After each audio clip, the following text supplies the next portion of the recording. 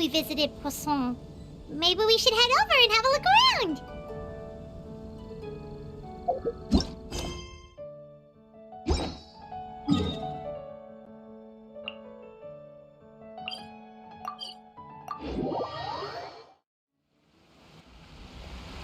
Hey, traveler, Paimon. Oh, Paimon knows that voice! Over here.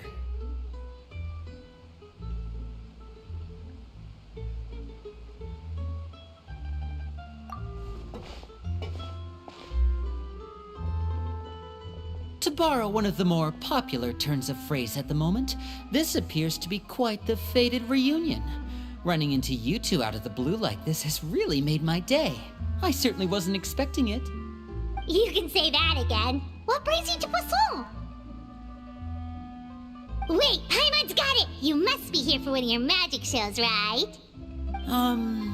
Actually, we've run into a bit of trouble on the home front, so Father arranged for us to stay in Poisson for the time being.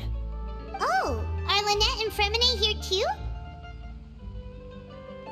Yep, along with most of the other members of the House of the Hearth. You may have noticed Poisson seems a bit more crowded than usual. So you're saying nearly the entire organization has moved to Poisson? Sounds like you've run into way more than just a bit of trouble. What's really going on? Well... Since the two of you are so curious, perhaps I can fill in the gaps. You scared Paimon half to death! Father, you're here. You know... On second thought, maybe we don't need to know. It's all probably super confidential House of the Hearth stuff, right? We totally weren't trying to pry or anything. No need to be nervous. I could sense your genuine concern from your conversation just now. Of course, I can also understand your confusion. Sending so many Fatui here to Poisson, it's only natural that some might suspect an ulterior motive to be involved. I understand. I'm well aware you've had your fair share of confrontations with the Fatui in the past, and I can't exactly guarantee that we'll remain on good terms in the future. As for right now, however, I would say we have little reason to be at odds, wouldn't you agree? The House of the Hearth could stand to be more open with those who have worked so closely with us in the past. As for the issue at hand, well, it hardly relates to any ulterior motive. To be frank, it all stems from a certain rumor circulating around the House of the Hearth. It's an internal matter. What sort of rumor? A rumor that a certain phantom child is hiding away in the House of the Hearth. A phantom child? Ooh, just hearing the name is giving Paimon the creeps. A spirit that should have long ceased to exist is lurking in the shadows of the House of the Hearth. So I decided to bring the children to Poisson before continuing to investigate the situation. I expect I should be able to track down the spirit fairly quickly. After that, it's just a matter of resolving the situation, if you will. It shouldn't be much trouble at all. If you're curious, or if you still have some concerns, it might be advisable to stick around for a few days. I'm sure the children would be exceedingly pleased to welcome some visitors. Lenny, I'll leave you to entertain our guests. I have some matters to attend to. Of course, Father.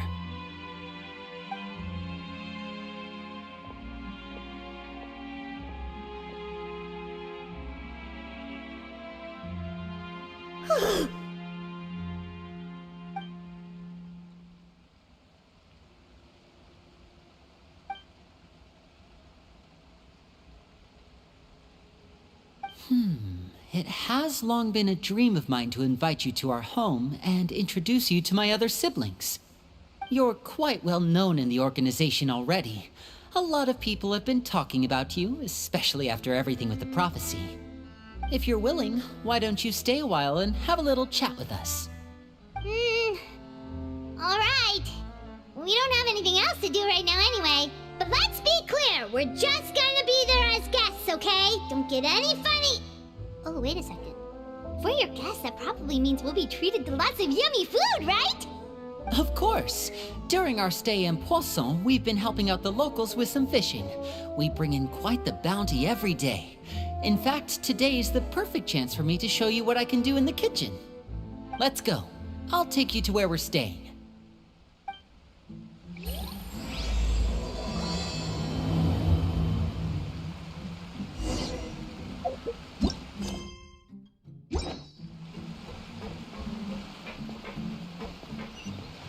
Take it easy.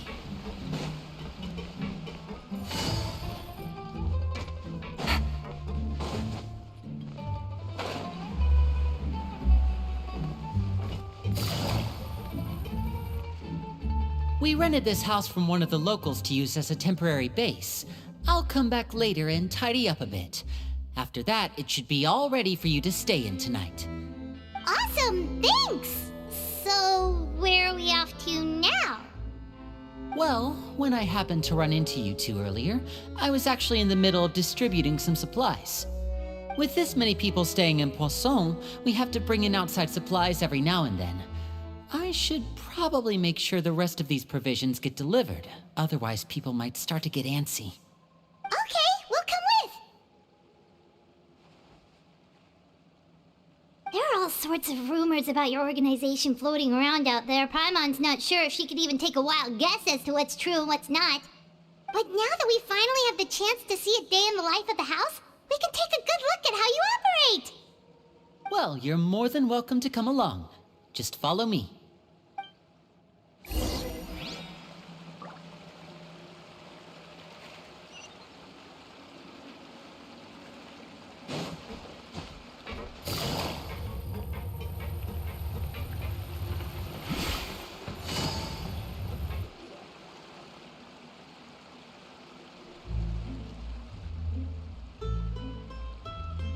Linny! You're finally here. The supplies. I'm assuming you've... Brought them with me? Yep, here you go. Hello? Something caught your eye? It's the Traveler and Paimon! No way! Come here, everyone! Hurry! The Traveler and Paimon are here!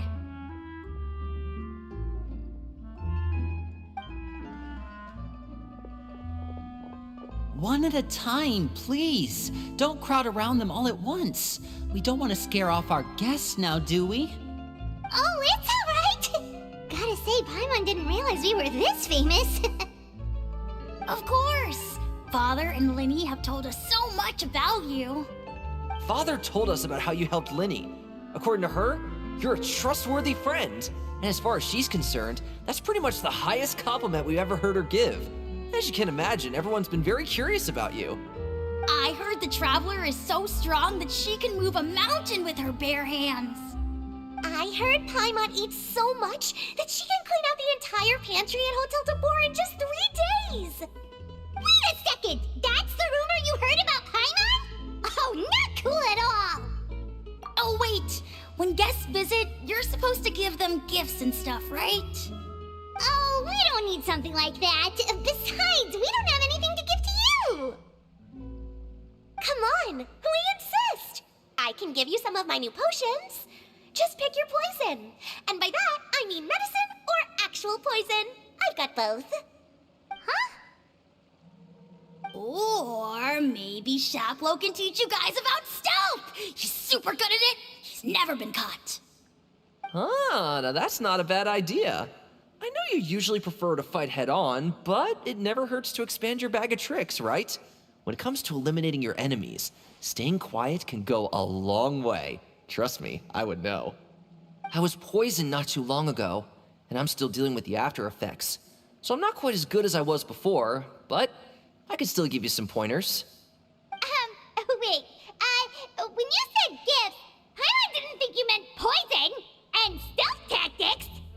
But those are the best things we can give you. You don't like them? Ooh, how about this?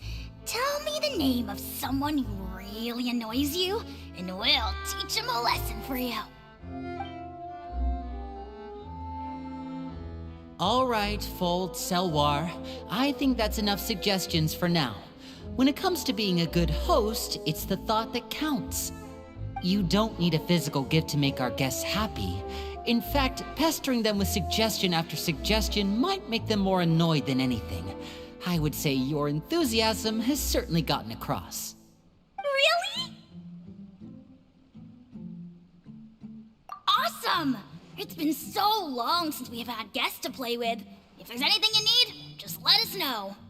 Yeah, especially if it's poison or something. I've got all sorts of potions for that. Well, we'll talk to you all later. We've still got supplies to distribute. All right, see you later.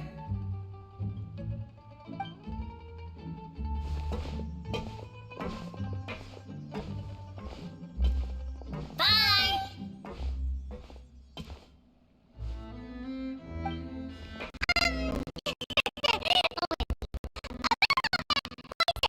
And stealth tactics talk just now. Scared you, did it? That kind of talk comes with being part of the House of the Hearth. When Foltz was really young, he strangled all of his family pets, just out of curiosity. He was labeled a dangerous problem child and was abandoned by his family. Elwar has an unnatural obsession with potions. Father has forbidden her from trying all the different concoctions she comes up with, but she still tries to test them in secret. You really have to keep an eye on that one. Chaplot is around my age. While I'm mainly responsible for collecting intelligence, he handles surveillance. He's very passionate about his work and has no reservations about taking on some very difficult missions. I know you two probably aren't used to that kind of talk, but I can promise you they only had the best of intentions. Things like stealth tactics and developing different poisons, they really mean a lot to them. They were just trying to share the best of what they could offer, that's all.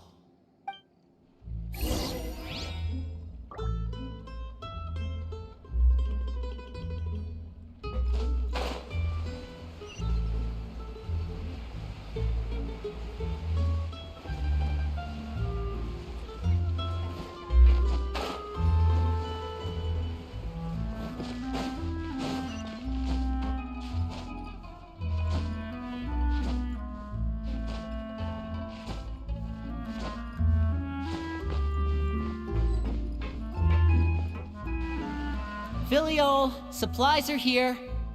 Thanks. And who are these two? Outsiders?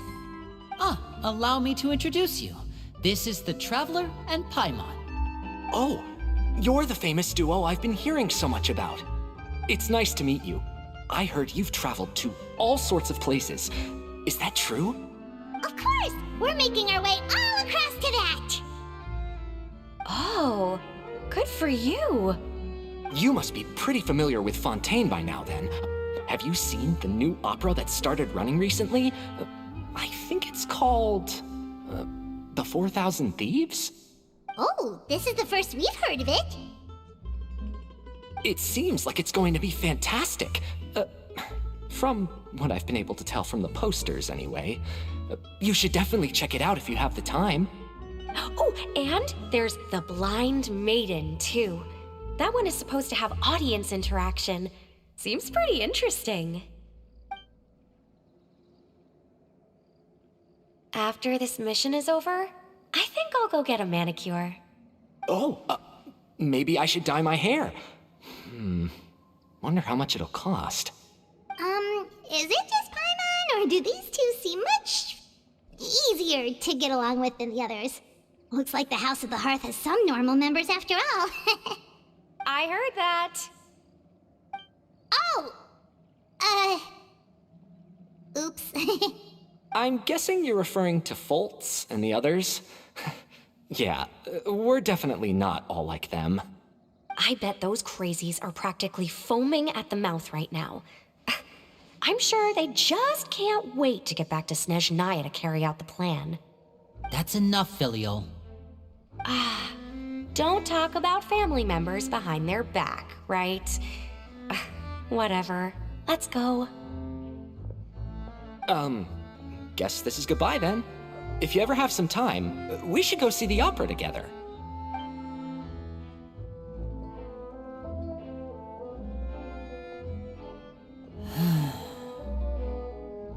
Well, that's it for the supplies. We should probably head back as well.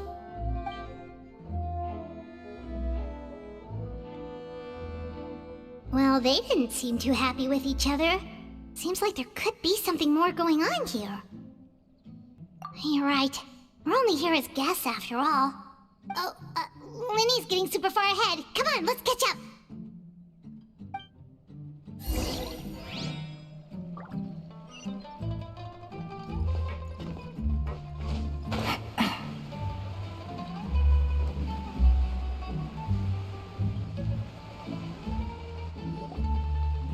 So, what do you think of the members you've met so far? Well, Father is always encouraging us to be strong-willed and independent. So if there's one thing we've got, it's people who aren't afraid to speak their mind. Well, I should probably get cooking. Wanna join? Of course! Then let's head out and... Fremine? What are you doing here? Well, Hermione! Nice to see you again! you too. I heard you're here as guests of House of the Hearth. Welcome. We were just going to make some food. Why don't you come along? I could use some help in the kitchen, and I seem to remember you mentioning you wanted to make seafood soup for the Traveler in Paimon. Seafood soup? Oh, Paimon's drooling already. Were you looking for something just now, Fremine? Maybe I can help. It's nothing. I just wanted to see if there were any extra supplies. Yeah, we've got some left over. What do you need? Some food and water, and some clean cloth, if possible. No problem. Give me a second here. Food, water... Wait a minute. What do you need all of those for? You're not on any missions as far as I'm aware, and you were just going to come eat with us. So what's this all about? I thought I'd grab an extra portion because I get hungry at night. Could be because I'm growing, you know, and... Fremine, you remember what I told you? You're not like me. Your lying skills still need some work. Tell me what's going on. Is it really bad enough that you have to keep it from your own brother? Maybe it'll be better if we gave them some space.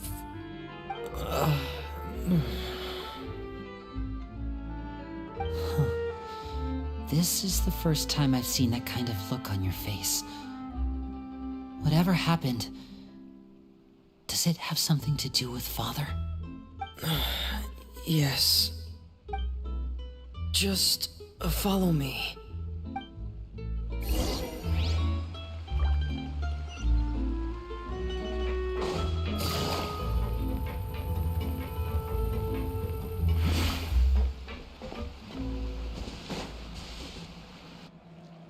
You're back!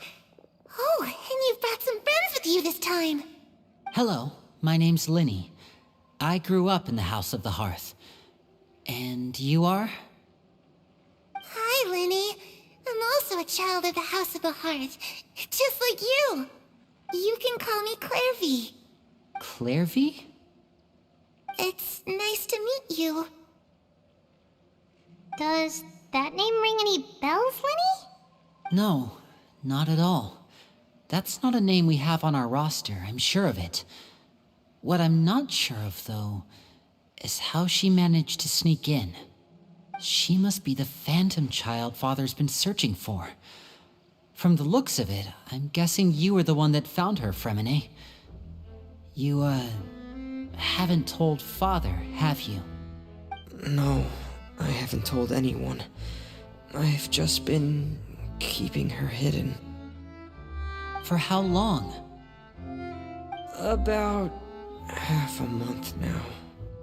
So ever since we got to Poisson, then, do you have any idea what you're doing? I know what I'm doing. Really? Because from where I'm standing, it looks like you're hiding the very person Father has been trying to find. If Father finds out about this, everyone involved is going to be punished. You know the rules of the house, Fremine. I know you do. Father doesn't tolerate any form of betrayal. So why are you doing this? I've thought it through. And I just can't hand her over like that. Linny, don't you remember last year? Chaplot nearly died after getting poisoned during that one mission. He wasn't able to get back before the poison started taking effect, and not a single person was there to help him. That night, while I was sleeping, I heard a voice telling me to go save him. I opened my eyes, but I couldn't find the source of the voice. I thought maybe I was just hearing things, but I went to look for him anyway. Luckily, I got there with enough time to save his life. That feeling of being haunted, of hearing voices, it's happened many times in the House of the Hearth. I'm sure you've noticed. So what you're saying is, that was her? She was the one who spoke to you that night? Unless there are other spirits roaming around the House of the Hearth, I don't think there's any other possibility. If Clairvy were our enemy, it wouldn't matter whether she was a spirit or an actual child. I would have acted without a second thought, because that's what Father ordered us to do. But she's been living with us, helping us from the shadows all this time. I think that makes her family. I couldn't just hand her over to be dealt with. Not when there's so much we still don't know. So what's your plan then? You can't keep her here forever. Someone is bound to find out eventually. I haven't thought that far yet. I don't want to disobey an order from Father, but I also don't want to put Clairvy in danger. Come with me. There are a couple things I'd like to say to you in private.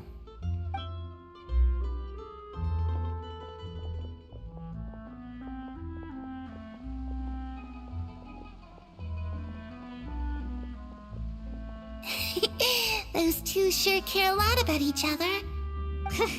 Well, they got a funny way of showing it. From where Paimon was floating, it sure seemed like they were about to bite each other's heads off. No way! They have a really deep bond. I could tell right away, because I also have a friend like that. I just don't know how long that kind of bond can last. The darkness in the house runs deeper than you can imagine. No one can get out alive. I'm sorry, Linny. I really didn't mean to drag anyone else into this.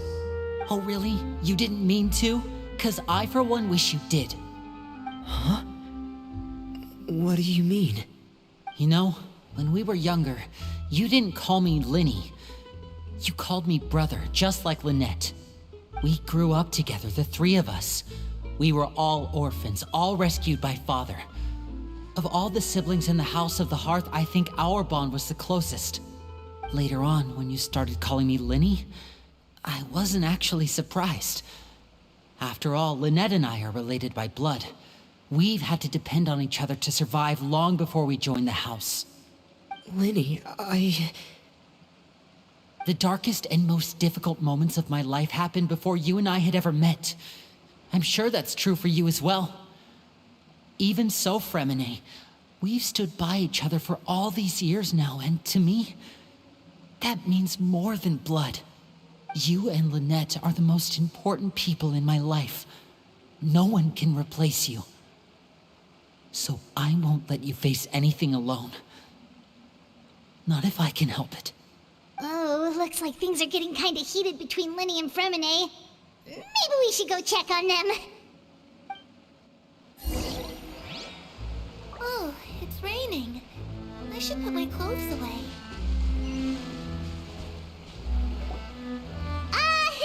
Hey, you two! Hope we aren't interrupting anything.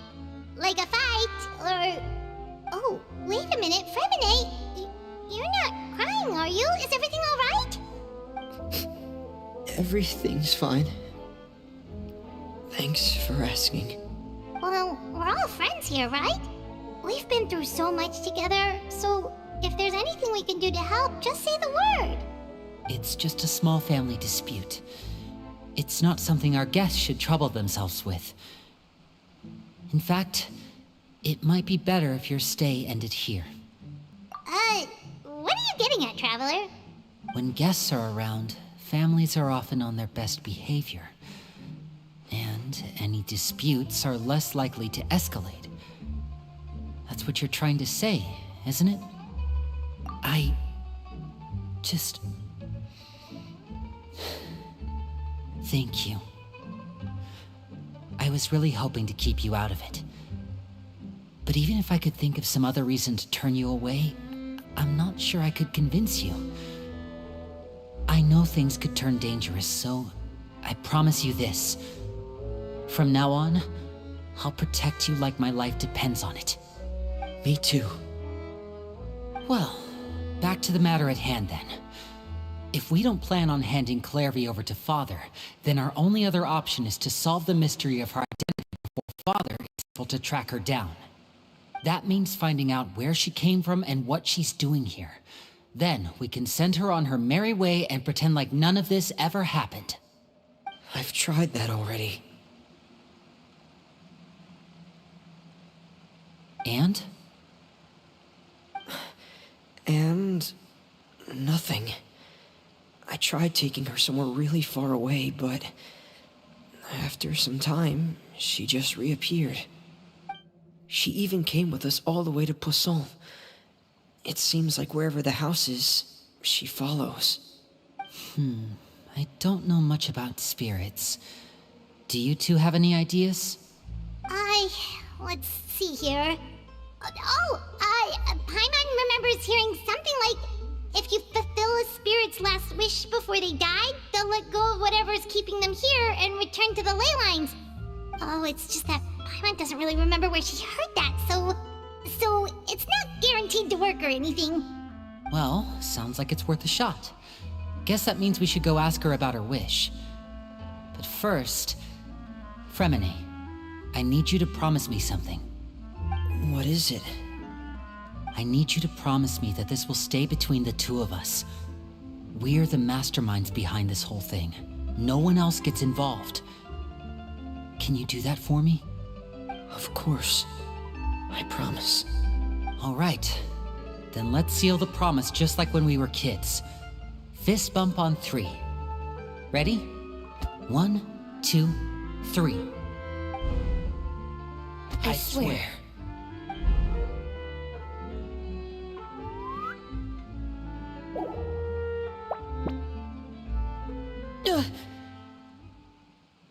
Whoa! Lynette!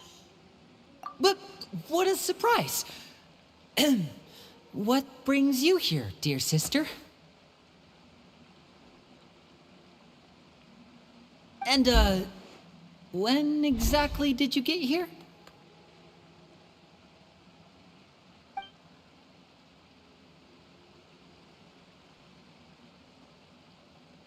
You're an idiot, brother.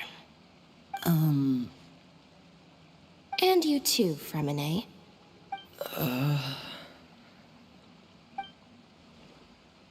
You 3, Traveler. And you 4, Paimon. Wait, what did we do? I've seen Clairvy around the House of the Hearth before. I hadn't seen her in Poisson, so I figured she must not have come with us.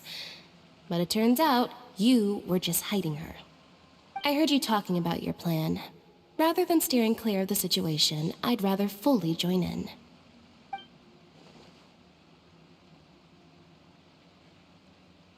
If you don't agree, I'll have no choice but to report everything back to Father. Simple as that. You're not giving us much wiggle room here, Lynette. Well, I guess we're all in this together then. After we talk to Clairvy, we'll figure out our next move. There's no time to lose. Let's go.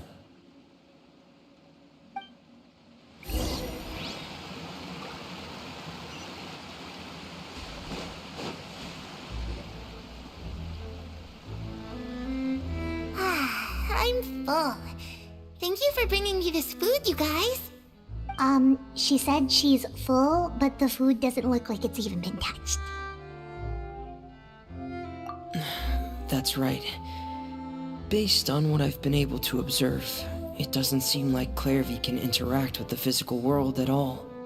Still, when she's presented with food, she'll always linger around it for a good little while. Maybe, in her mind, she really is eating those things. Does she know that she has already passed away? I've tried to ask her, but she didn't answer. My guess is that she's just as confused as we are. Or maybe she couldn't understand the question at all. Clairvy, if you've got some time, I'd like to ask you a few questions. Sure. Oh, another new friend. Hi, I'm Clairvy. Hello. Clairvy, how did you join the House of the Hearth? Huh? Isn't it the same for everybody? The knave brings you here and then you can't leave. It's just that your name, it's not on the roster. And I've never seen you before. The roster? Oh, I get it now. I think there might be some things you don't know about this place. The people in charge, they're not as nice as they look. They say they keep a roster, but it's not complete. There are a lot of people who aren't on it, and never will be. In this house, some people are family, and other people are just test subjects. Those kinds of people aren't ever going to get a place on the roster, unless it's the roster of people who've been executed. Wait, does that mean the knave... She... Is there anyone that can vouch for you? Perry, she's my best friend. She's the only one I trust in this place. Have either of you heard of that name before? No. Me neither. Clairvy, Perry. Neither of those names are on the roster. But it seems like she's telling the truth. Either that, or this kid's already got a bag of tricks bigger than mine. Maybe we should try a different approach. Clairvy, do you have a wish? A wish? It can be anything you want. Just imagine. It's your birthday, you're blowing out the candles, and your wish is...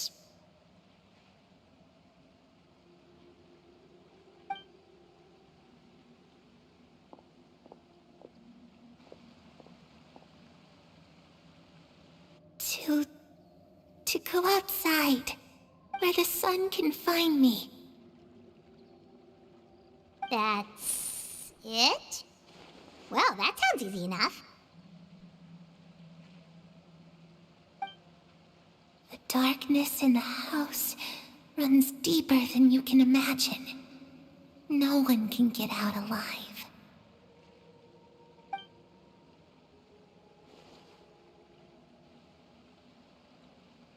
Okay, time to divide and conquer. Listen up, I've got a plan. I'll try and find a way to use basic illusory magic to take Clairvy outside and bring her somewhere with sunlight. Lynette, try and find the list of executions that Clairvy was talking about, and see if her name is on it.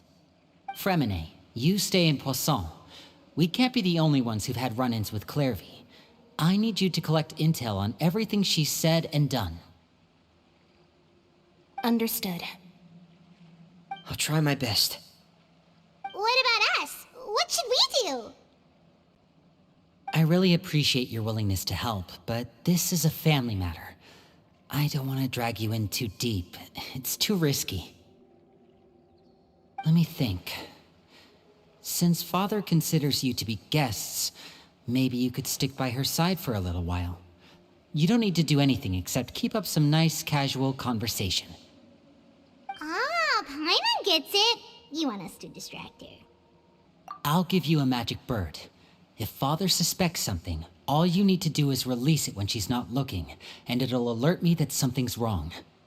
Of course, that's only as a last resort.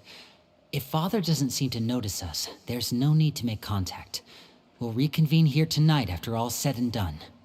If the worst case scenario happens and we're discovered, just tell Father everything. We're not going to let our guests get punished for our own actions. That's where we draw the line. You too. Okay, this is where we part. Father should be at the beach nearby.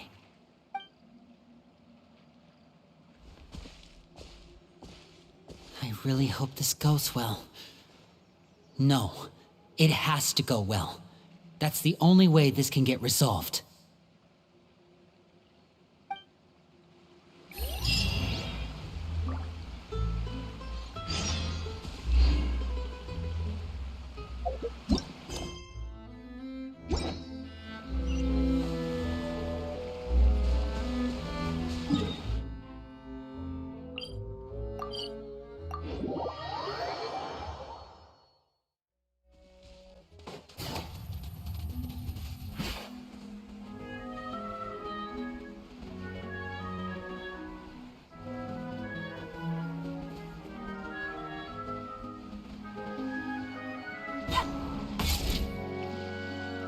It's the knave!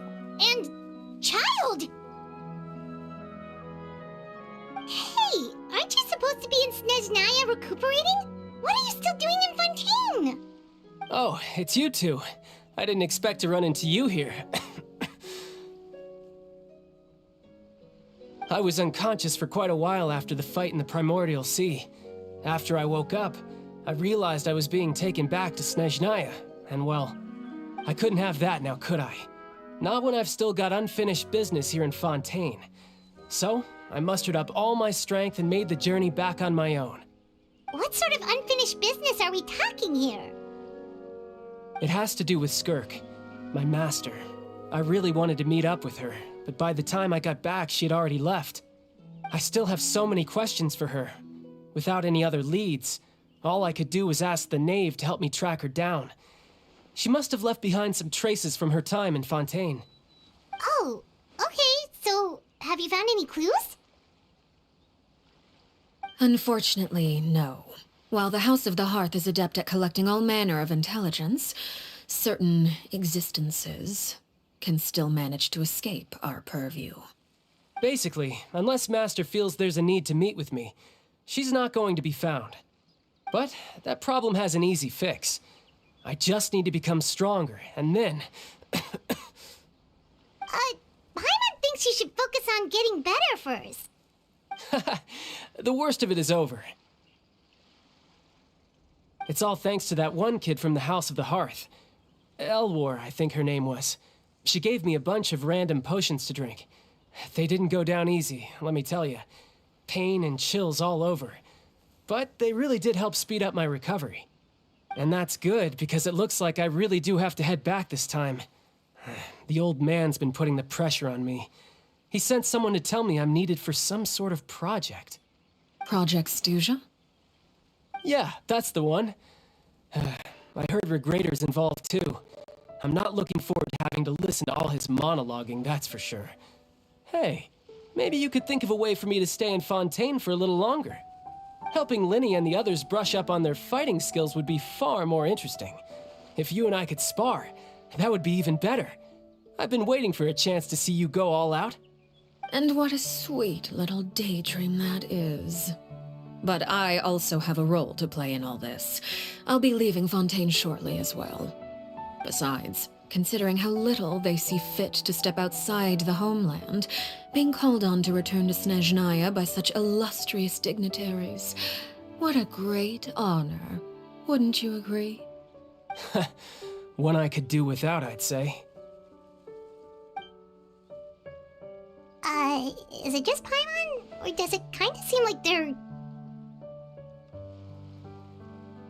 So, dear guests of the House of the Hearth, to what do I owe the visit? Well, we just... Right! We're super close to Linny and the others, but we still don't know much about you! Is that so? Introductions have already been made, have they not? Oh, well, you see? There's only so much you can learn about someone from a short introduction. At least tell us something a little extra, like, why do you call yourself father? Huh, good question. I'd also like to know. The fact that you have to ask tells me our intelligence work has been quite successful. Telling you the answer to that question would only serve to undermine that success. And we can't have that, now can we? Spoken like a true diplomat. That was some expert sidestepping right there. Well, if there's nothing else, I think I'll take my leave. I still have a small matter to resolve at home. Wait, don't go!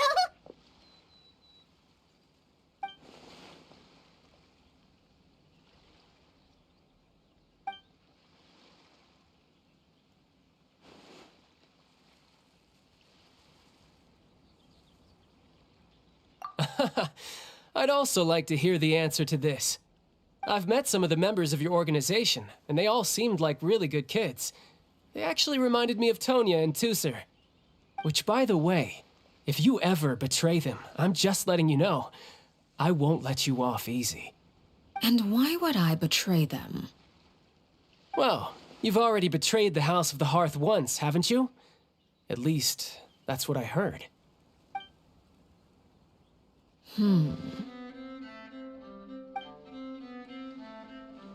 Okay, I admit. That's just what the old man told me. The rooster, I mean.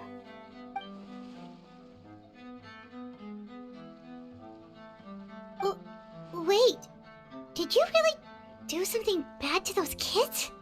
Never mind what I've done. I'm more curious as to what the mighty rooster had to say. Care to enlighten me? Ah, well, nothing much. Just some stuff about you taking out many other members of the House of the Hearth, and even going so far to attack your own family. I see. Huh. Based on your reaction, I'm guessing it's all a bunch of lies. Hardly. I don't appreciate his particular turns of phrase, but I suppose he didn't say anything untrue. Although, it would be more accurate to say that there is a certain level of prejudice involved, but I don't intend to clear that up just yet. Prejudice has a funny way of concealing the real truth behind certain things, an attribute that I find to be quite advantageous. Call yourself a Fontanian, for example, and people will assume all sorts of things, when the real truth is that this is simply the land where I was raised. Huh?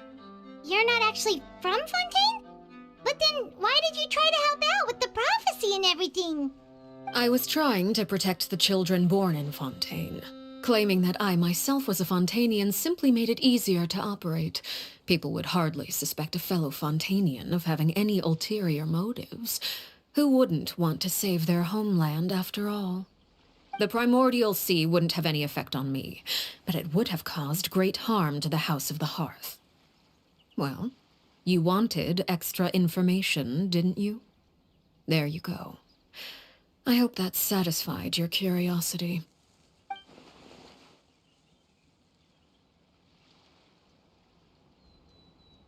So, you stayed in Fontaine for the kids. I guess I was wrong to believe you'd betray them. Apologies. Looks like I was holding on to some prejudices myself. Good. Like I said, I like it when others have misconceptions of me. Actually, while I was recuperating at the House of the Hearth, there was something else that really caught my attention. I heard that members always resolve disputes and arguments with a friendly spar, and the loser has to back down. Seems pretty cool if you ask me. Would also give them plenty of opportunities to hone their skills. Well, that's only a recent development. In the past, such spars weren't nearly so friendly. The losing party would lose everything, including their life. They were that high stakes? Whew, at least that's not a thing anymore. Well, the current atmosphere's not half bad. I'm a bit jealous, actually. You've got so many family members around you, and you even get to live with them. Having a lot of family around means dealing with a considerable amount of bickering and scheming. Once Tonya and Tusser enter their rebellious phase, I'm sure you'll understand. Just imagine. Tusser becomes obsessed with plucking out strands from the rooster's mustache, or Tonya decides to dye her hair 42 different colors. Okay, okay. I get the picture.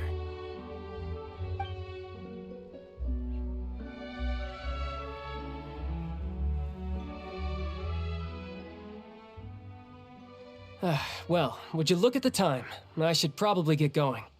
Traveler, Paimon, I'm not sure where our paths will cross next, but the next time we run into each other, we should definitely try and find some time to spar. Again, maybe this is a conversation we can have when you look less like you're gonna kill over. All right. Well, thanks for everything, Arlecchino. No thanks necessary. You also played a part in obtaining the Gnosis. I would say we can call ourselves even. I like the sound of that. Well, I'm off. See you all some other time. We should probably get going too. Do you want to head back with us? Oh? You want me to leave so soon?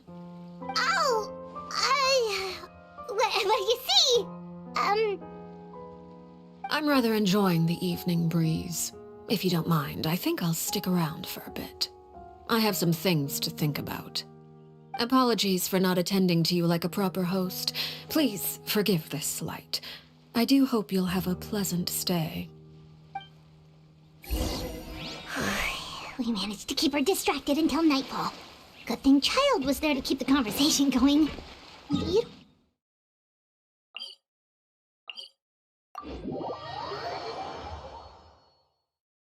Oh, I wonder if Lynn ran into any issues.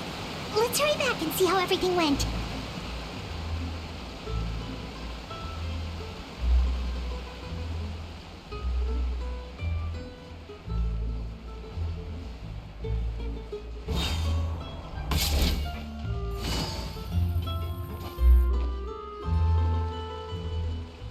Lenny, how did everything go? Well, long story short, we ran into a small issue. Clairvy can't go into the sunlight. Everything was fine at first. She followed me up to the surface just like I told her.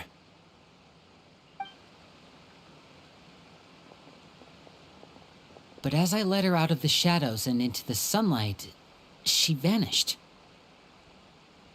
I turned around and there she was, standing at the edge of the shadows, silently watching me. Huh. Maybe she's afraid of sunlight, or...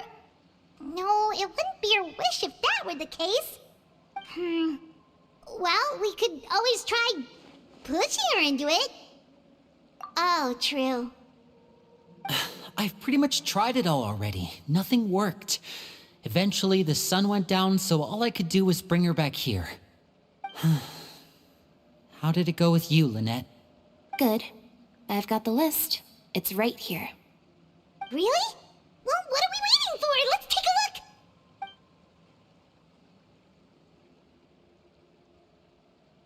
Oh, that's a lot of pages.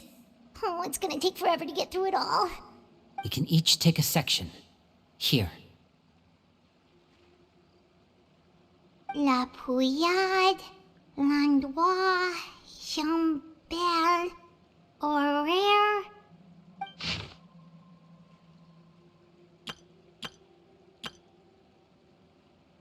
Oh, yikes.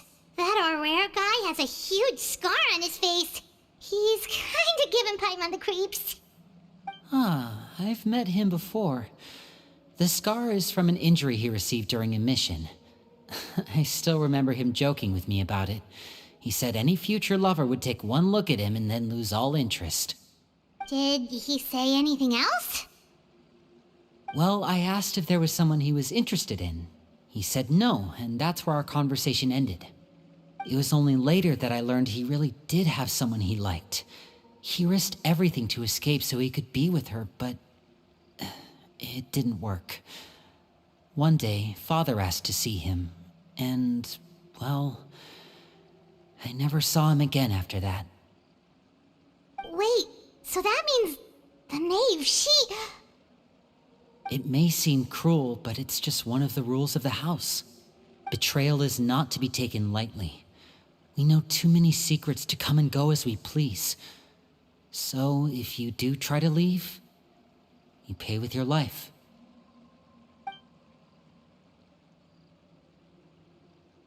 Her name's not here, huh? Well, that's not too surprising. It doesn't seem like this list is complete.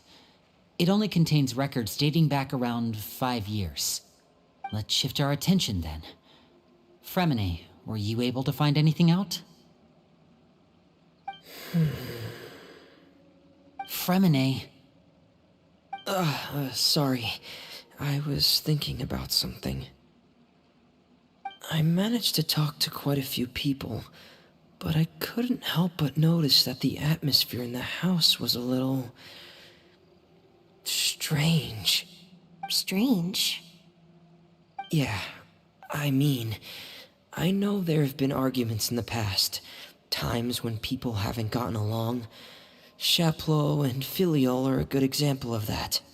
Oh, those are two of the people that we met while delivering supplies. Paimon can see how they might not get along. They had very different vibes, and their, interests seem to be pretty different as well. That's to be expected, actually. Father brought us all here, shared her knowledge with us, taught us how to fight. That's one thing we all share. But that's also where the similarities end. Not all of us feel the same desire to stay here. As members of the House of the Hearth, we're also considered part of the Fatui. And to a lot of people, that's an identity they never asked for. Certain members get older and realize they want something else for themselves. But considering the rules of the house, most people would never say that out loud. People like Chaplot and Foltz are loyal to Father and her vision. They're proud to be part of the Fatui. Filiol and Nantoy, on the other hand, well, they aren't quite as enthusiastic. These kinds of conflicts have always been there. It's not like Father is in the dark about any of this. Well, that's true. But it just feels like things have gotten worse lately. Filiol and the others, it seemed like they were meeting in secret to talk about something. I can't say for sure, but I think they've met Clairvy. You think she's been inciting them to act out? No, not exactly. But I wouldn't be surprised if she said something to them about the darkness in the house and how deep it runs. She's told me about it before. Experiments being run on children. People being used as pawns on the battlefield without so much as the strength to survive. And they just believed all that? Without any evidence? Clairvy's words probably gave them the excuse they were looking for. Whether they actually believe them to be true is secondary. This is all because of Project Stuja, isn't it? Whoa. Hold on a second. What's this Project Stuja all about, huh? This is the second time it's come up now. Sorry, but I'm not sure of the details either. I only know what Father has told us, which is that it's something the Rooster and Regrader have been working on together. Apparently, it has to do with the Fatui's strategic plan for the future. Because the House of the Hearth was so successful in obtaining the Gnosis, we now have the honor of playing a key role in Project Stuja. Wait, but isn't that a good thing? Key role is just another way of saying dangerous role. To us, the whole thing is an inconvenience. Father thinks so too, but she's in no position to refuse. Their plan isn't exactly unreasonable, and they've been funneling the house a lot of funding. It's just that we'll lose a lot of members in the process. Participating in the plan, it's an honor in name only. What they're really trying to do is subdue us. The existence of an intelligence organization outside their control makes them feel uneasy.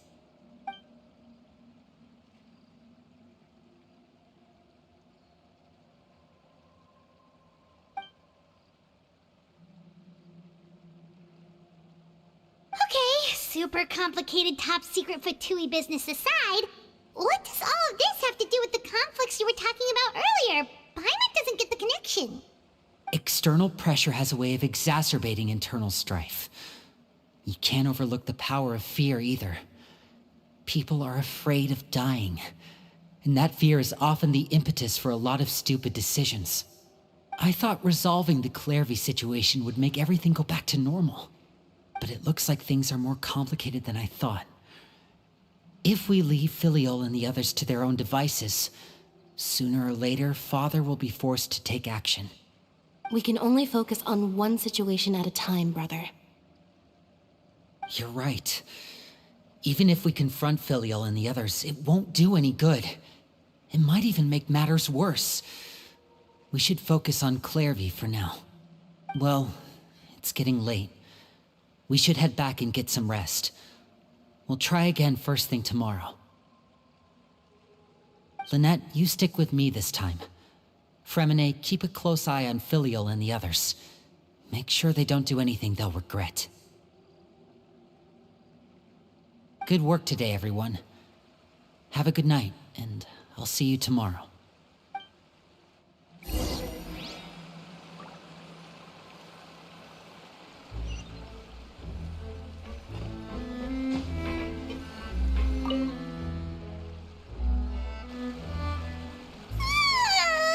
Oh, I'm always looking forward to an early night, but she can't sleep at all. Hey, you don't think the knave will be too angry with Linny and everyone if she finds out about all this, do you? She's even scary when she smiles. If she were to actually get angry... Ooh, you have to protect Paimon if that happens, okay, Traveler? Oh, well, in that case, we should just plan on running away. We'll grab Linny and the others and we can make a break for it as fast as we can. Look! Look over there! Quick! Let's catch up with her before anyone sees!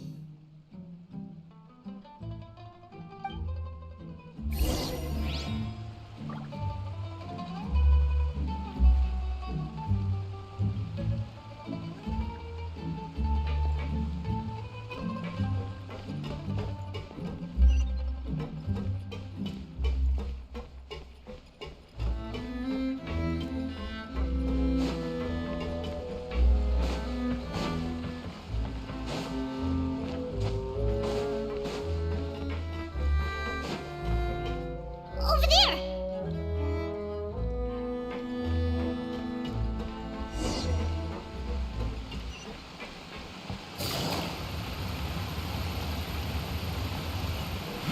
Oh, where is she going? Oh, if someone sees her, we're toast!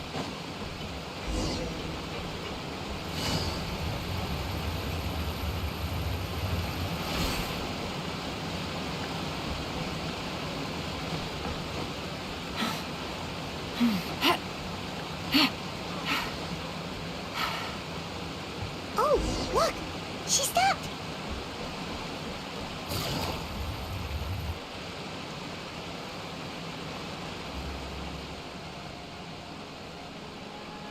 Clairvy! Shh! I opened the window while no one was looking. Look how pretty the outside is. If only I could have more than this.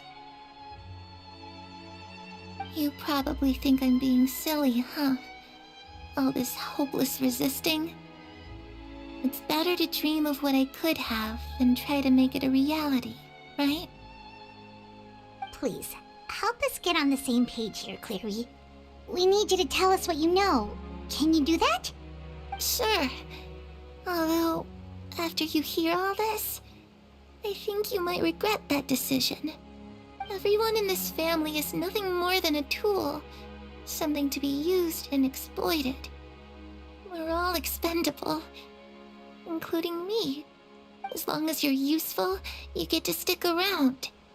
Lose your value, and you're handed over to the doctor, experimented on, and given a fate worse than death. I've seen it happen again and again, and I've had enough. You're saying the knave did all that?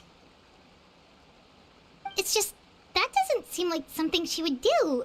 She's scary and all, but it seems like even she has lines she wouldn't cross. I knew you wouldn't believe me. Everyone thinks she's a good person. They all think of her like a real mother. Mother? But she doesn't deserve that title. She's disgraced it and tarnished it. And if I had things my way, I'd never see her again. If only Perry were here, she'd understand. Perry. There's that name again. Also, Paimon's getting a strange feeling. It almost feels like she's not really here with us. Paimon, well, in any case, it seems like she really needs someone to talk to. We should keep her company for a little longer. She looks so young. But it seems like she's been through a lot. It's getting windy. I should close the window. Ooh, look at the moon. Isn't it pretty? Hey, wanna hear a secret? I heard that if you look up at the night sky in Snezhnaya, you can see the aurora. It's supposed to be super pretty. Even prettier than the moon tonight. Perry and I promised each other that once we're older, we're gonna go see it together. But I can't find her. I'm worried she's also been... No, that wouldn't happen to her. She's special. Mother likes her a lot. I should really go talk to Mother, but we just fought.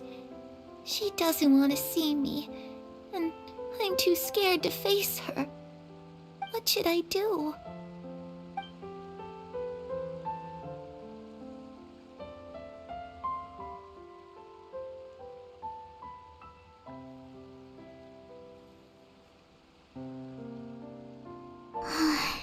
Paimon really doesn't understand what's going on with her. Well, let's head back. We've got an early morning tomorrow.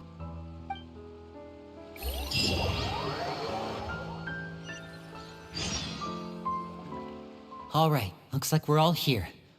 Let's go ahead with the plan. Oh? What is it? What makes you ask that? Well, we kinda ran into Clairvy last night, and that's what she told us.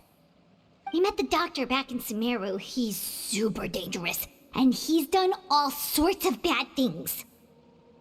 It's possible that Father and the Doctor have had certain dealings, but I don't think Father would work with him. We're not really on the same side, so there's not a lot of trust between them.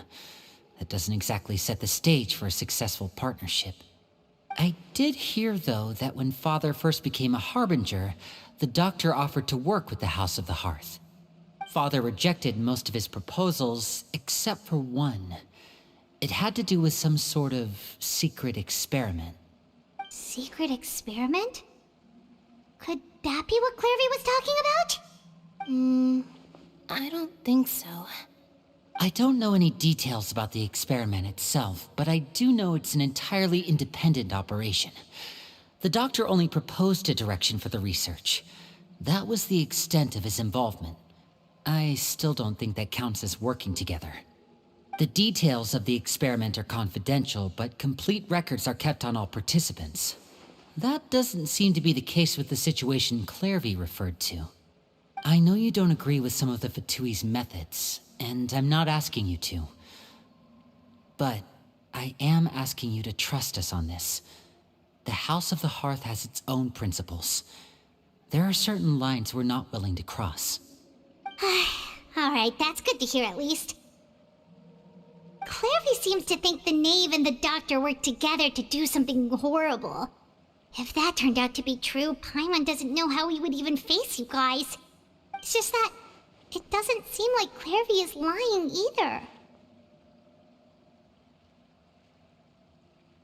The easiest thing to do would be just ask the Knave directly, but Paimon doesn't think she'd tell us.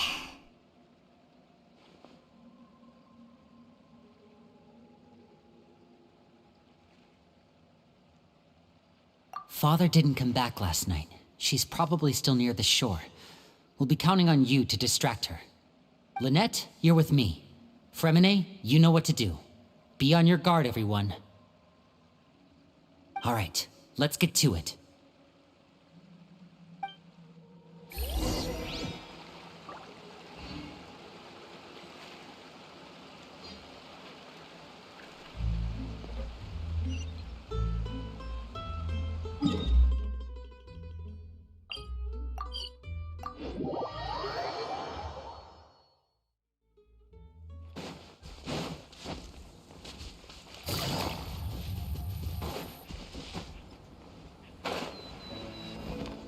Take it easy.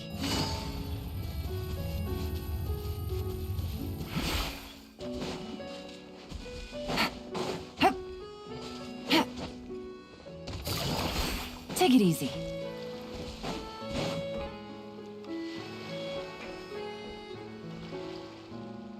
Ah, it's you two again. I must say, you look a bit pale. Did you have trouble sleeping last night? A little. Perhaps if you had less on your mind, you'd be able to absolve yourself of such troubles. So what are you planning to do now? Catch up on some sleep? Or should I give you some time to rack your brain for a topic to discuss before I ask any questions? Although I must profess to being curious. Without child here, how do you plan on distracting me? Us? Distract you? A good one. But no, we were just here for a chat. Looks like you could have used some extra time to think. No matter. If you don't have any other plans, why don't you accompany me somewhere? Don't worry. I'll be sure to steer clear of any scheming children. The ocean breeze is sure nice today. Children always think they can hide things from the grown-ups.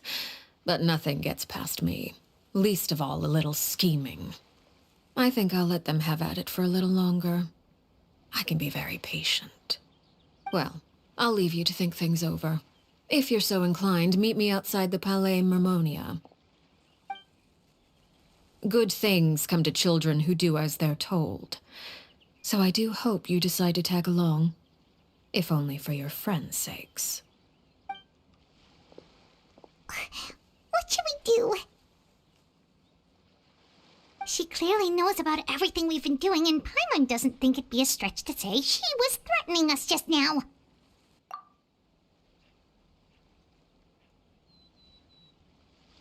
Oh, good idea. Hopefully he sees it in time. Well, we should probably head to the Palais Mermonia. Paimon doesn't want to find out what happens if we don't show up. Based on what the knave was saying just now, it sure didn't seem like it'd be anything good. Okay, then we probably shouldn't keep her waiting. It seems like Lynn and the others are on thin ice, so let's do our best to not get them in any more trouble.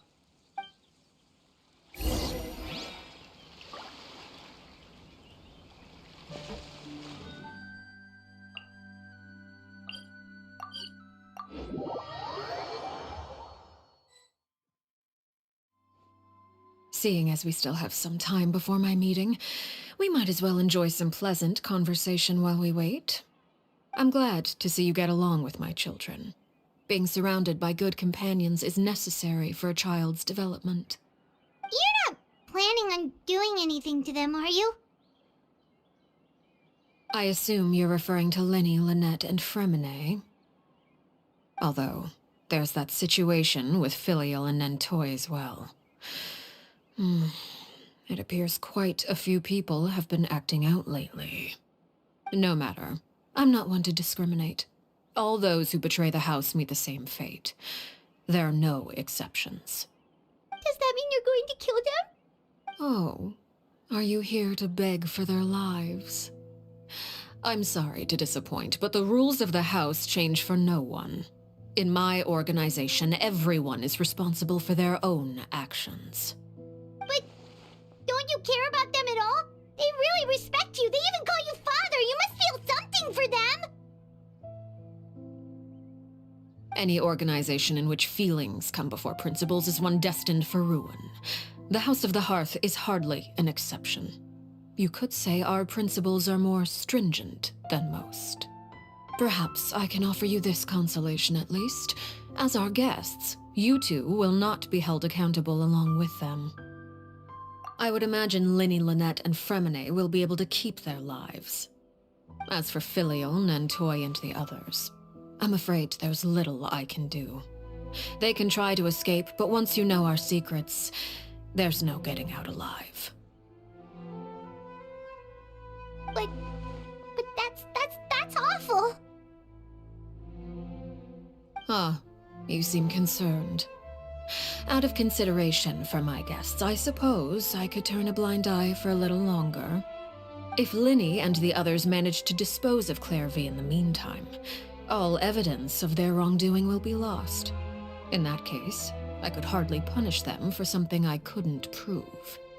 If their efforts are unsuccessful, on the other hand, all will be held accountable, and the punishment will be severe. Of course. Oh, and here, I believe this belongs to you. Do try and keep better track of it next time. It takes a considerable amount of time to train a bird like this. It would be such a pity if you were to lose it. Permanently. Wait, where did you get that? Well, I'm afraid that's all the time we have to chat. Now, for the matter at hand. I asked you to meet me here because I have business at the Palais Mermonia. It has nothing to do with you, but I think it would be prudent for you to stick by my side for the time being. There will always be time later to run off and tell Linny what you've learned. Well, time to go. Looks like we wrapped things up just in time.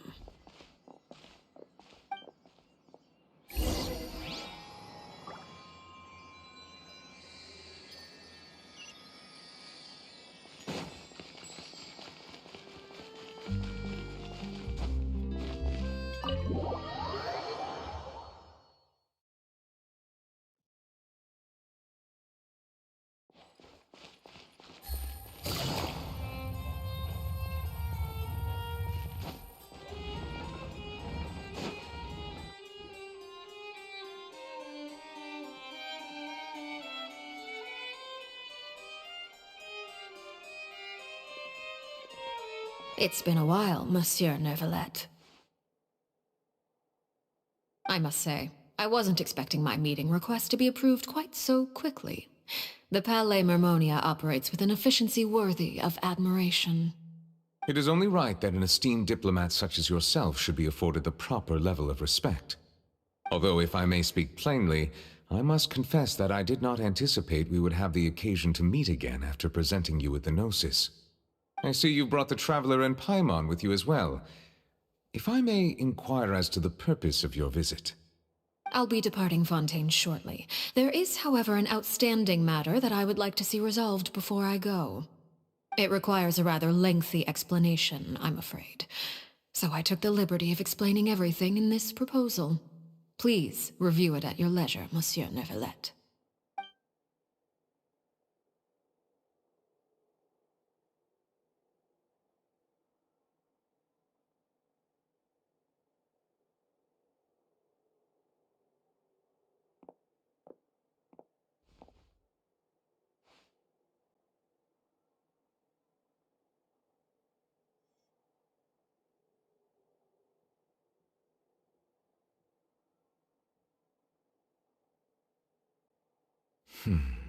I understand your request.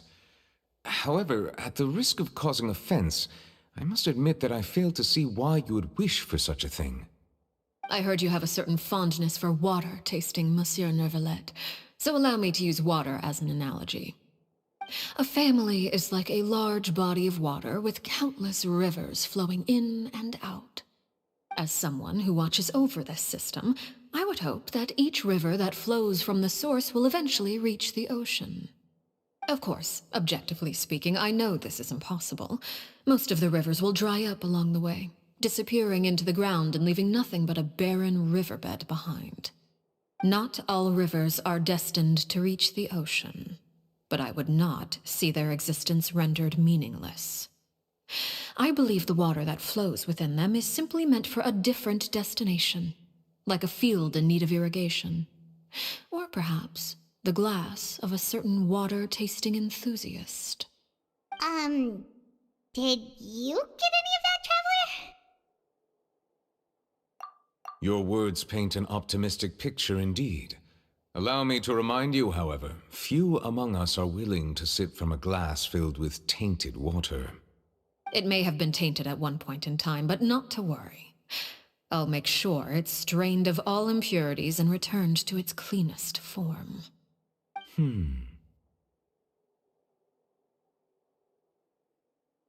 I seem to recall there being a transactional aspect to your proposal.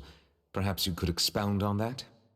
If you accept my proposal, Monsieur Neuvillette, I will gradually withdraw my forces from Fontaine. And, unless absolutely necessary, I will no longer carry out any special missions within Fontaine. I presume I can take your words to mean that, in the future, cases similar to the Tartuffe assassination will cease to cross my desk? Tartuffe? Ah, that thief who embezzled funds from all those charities, you mean? My deepest condolences to his family, but without any evidence, I cannot imagine how the House of the Hearth might have been involved in his passing. Of course, if you accept my proposal, Monsieur Neuvillette, I'm sure certain measures could be taken to reduce the frequency of such troubles. You choose your words carefully indeed. In that case, I am inclined to accept your proposal. My thanks for your generosity, Monsieur Neuvillette. Well, with that settled, we should be going now. I took the liberty of bringing along 2 bottles of spring water from Snezhnaya for you to enjoy. I do hope I get the chance to hear your impressions. Perhaps at our next meeting, yes? Indeed. I trust you would not overlook your commitment in the meantime. All right, Traveler Paimon. Time to go.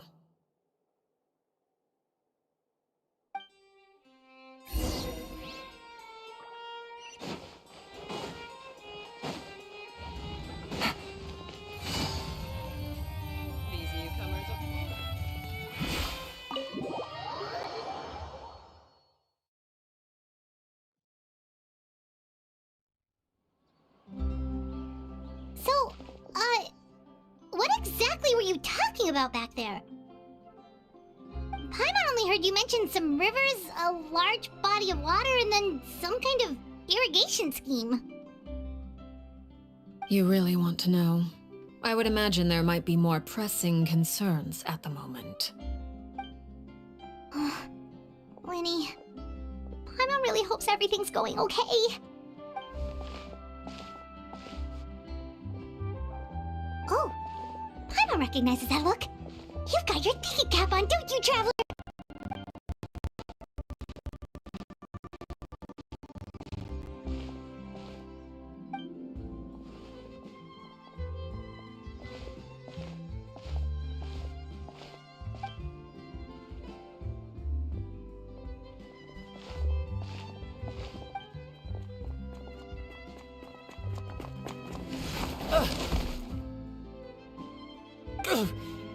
Oh, shoot. Are you alright? Oh, jeez. I'm so sorry. I was so focused on selling these papers, I wasn't looking where I was going. Well, let me make it up to you at least.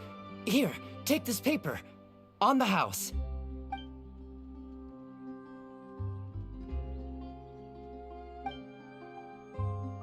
Oh, you don't have to give us anything.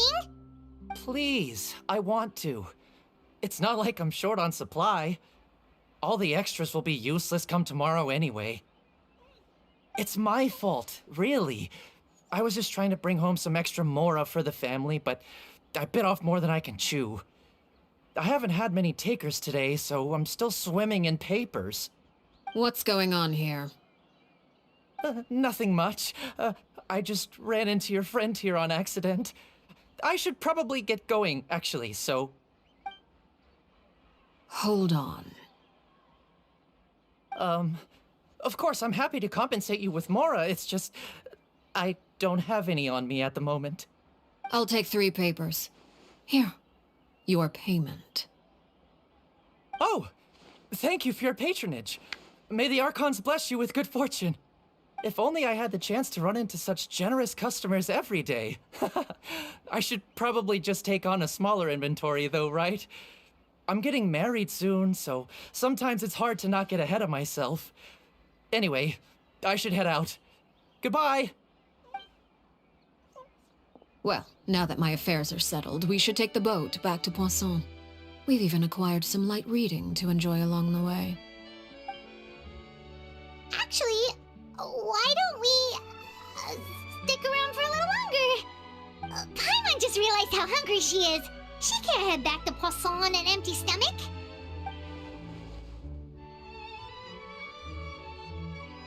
It appears you two are under the impression that delaying our return will somehow alter the situation in your favor. I'm sorry to ruin your fantasy, but your efforts are meaningless. That being said, I could be persuaded to give Linny some extra time. I just have one condition. If you agree to my request, I'll even answer some of your questions. You're quite curious about Clairvy, are you not? And my relationship to her. Wait, why are you being so generous all of a sudden? You're not gonna ask us to do something bad, are you? You overestimate yourself. You don't have the talent for bad things. Then what can you possibly... The most important consideration in a negotiation is that both sides receive something they want. Demands and threats only get you so far. Wonderful. Here it is. When the time comes, make the choice that you deem most appropriate in the situation, and lend your help to the House of the Hearth. Okay, sounds normal enough. But what do you mean, when the time comes? When is that supposed to be? That is for you to decide. Then we have a deal. Follow me.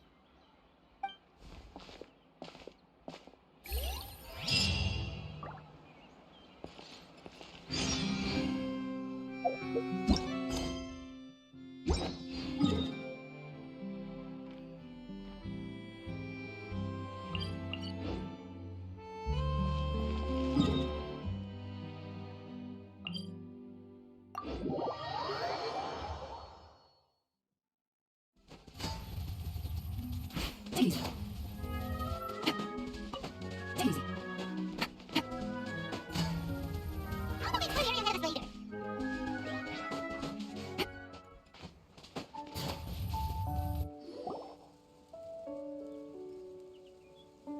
What is this place? Somewhere long forgotten by everyone. It used to be a grand building. Now it's nothing more than a pile of rubble. No one comes here anymore, nor does anyone care about what once happened here. Although, this place does have something to do with the story I'm about to tell you. It was before I became a Harbinger, and before Linny and the others joined the House of the Hearth. Due to certain events, I first killed Clairvy and then her mother. And this is where it all happened. You were the one that killed Clairvy? Patience now. Allow me to explain Clairvy's side of the story first. I'll start from the beginning. Clairvy was 6 years old when she was brought by her mother, Crucibina, to live in the House of the Hearth. From the outside, it seemed like a fairy tale. A thriving family made up of kind adults and friendly children. Crucibina was the knave at that time, and the House of the Hearth was under her control. She was Clairvy's mother by blood, but she was also the mother to all the children in the house. Clairvy was happy here, for a time. But she quickly realized that being part of this family wasn't a fairy tale at all. It was a kind of purgatory. Purgatory? Exactly. The House of the Hearth takes in war orphans from all over Tevat. But as for how to raise them, that depends entirely on the person in charge. Crucibina came up with a novel idea. She would teach the children to fight. force them to duel each other, and then crown as the king of the house the child who proved themselves most worthy of inheriting her title. It's difficult to estimate the number of children who died or were maimed in the process. There's little I can say about the ones who died. The ones that emerged with permanent injuries, on the other hand, well, they still served a purpose. They would be handed over to the doctor to be experimented on, or sent away on dangerous missions. Nothing more than tools to be used and then discarded. So those were the experiments Clairvy was talking about. But what actually happened to her? You said that Clairvy was Crucibina's daughter, so if Clairvy tried to convince her to stop what she was doing, Crucibina probably would have listened, right? Despite being Clairvy's mother, Crucibina cared little for her daughter. She forced Clairvy to join the House of the Hearth only as a means to demonstrate her own impartiality as a mother, to prove that she treated all her children equally. Clairvy did try to convince her mother to change her ways, but it was to no avail. After her efforts failed, the only other option was to rise up and try to fight back. Unfortunately, the other children had already been thoroughly indoctrinated into the illusion of happiness Crucibina had created. Of course, there was one exception. Someone Clairvy's age who knew the truth about the House of the Hearth. Her name was Peruere. Wait, the friend that Clairvy mentioned? Friend, huh? I suppose we can call her that for now. Clairvy was a cheerful and passionate person with a tenacious spirit. Peruere, on the other hand, was rather cold-blooded. Her cold-blooded nature allowed her to see through Crucibina's facade. Yet, it was also this cold-bloodedness that prevented her from acting against it. At least at first. While Clairvy longed for freedom, Peruere was convinced that, amid all the fighting and violence, she would make it until the end. Despite their differences, the two became fast friends, united by their knowledge of the truth. Clairvy told Peruere that she hoped to create a real family, where no one would be killed or sacrificed. There may have been a certain naivete to her ideas, but Clairvy proved her determination many times over. She tried countless times to run away, ask for help, or expose the truth. But her efforts only earned her beating after beating. The only thing that kept her going was her strength of will. Even with her body racked with pain, she would still stand on her tiptoes and open the window at night. She and Peruere would look out at the moon together, a fierce longing for freedom shining in her eyes. But one day that light simply vanished. Oh no. What happened?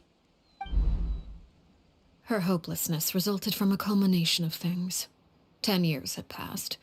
10 years worth of failure after failure. She and Peruere weren't children anymore, but finding any chance to escape still seemed as hopeless as ever. It was during this time that Peruere suggested a new plan. If escaping was out of the question, why not take down the very person sitting on top of this throne of lies? Mother herself. Clairvy rejected that proposal. She claimed that, as a famous harbinger, Crucibina possessed an unimaginable amount of power. Trying to kill her would have an incredibly low chance of success. Clairvy never gave another reason, but Peruere could see it written all over her face. Clairvy still thought of Crucibina as her mother. Killing her own flesh and blood was a line she couldn't bring herself to cross. If she couldn't escape and fight back, then only one option remained. Precisely. Death was the only way that she felt she could be free. It happened during a duel. When she arrived at the dueling ring that day, her partner turned out to be none other than Peruere, the very person that had stood by her side all those years. It was a fierce battle, but ultimately, Clairvy decided to let Peruere end her life. From that moment on, Paraware's journey was one written in flames. When the rain finally came and washed it all away, there she stood, the sole victor in Mother's endless game of slaughter. A trail of corpses strewn across her path to success. It was the very result she had predicted 10 years prior. Even then, she believed she would make it until the end. She wasn't surprised by the fact that she emerged as Mother's undisputed heir. Rather, her success left her with an inexplicable sense of restlessness. She was unsettled. And there was only one thing that could quell that sensation. Perhaps you two would like to take a guess as to what it was. Crucibina, you mean? But... Correct. This is the place where Paraware killed her best friend. A mere year later, this is also the place where she fought tooth and nail to kill the mother they shared. The moment she acted, any conception of what was right or wrong ceased to matter. It's one of the principles of the house. Only those who survive get to write the rules. Paraware won the battle, and became a harbinger herself. After which Her Majesty, the Tsaritsa, bestowed upon her a new name. Arlecchino. So the Perry Clairvy was talking about... It was you all along. You're Paraware. Arlecchino is just a name you got later. I left that name behind long ago. I must say, hearing it now does bring back memories. After I defeated Crucibina, the moniker of Mother died with her. I chose to forego the title she called herself, and even chose to give up my own name. I rebuilt the House of the Hearth under a new identity. Not only as Arlecchino, but as father. And that is where the story ends. Any more questions? Yeah. Based on what you just told us, Clairvy wasn't a little kid when she was killed. So the Clairvy we met...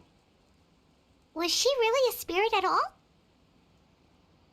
I suppose you could call her an illusion born of flame. Her existence is like ashes to a fire. Something left over in the wake of blaze and ruin. You see, a certain power runs through my veins. It's not unlike a curse.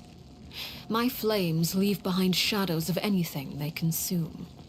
Of course, the chances of those shadows morphing into a sentient entity are exceedingly slim. Clairvy is a very special case. Clairvy died when she was 16 years old, but what emerged from the flames was her 6-year-old self.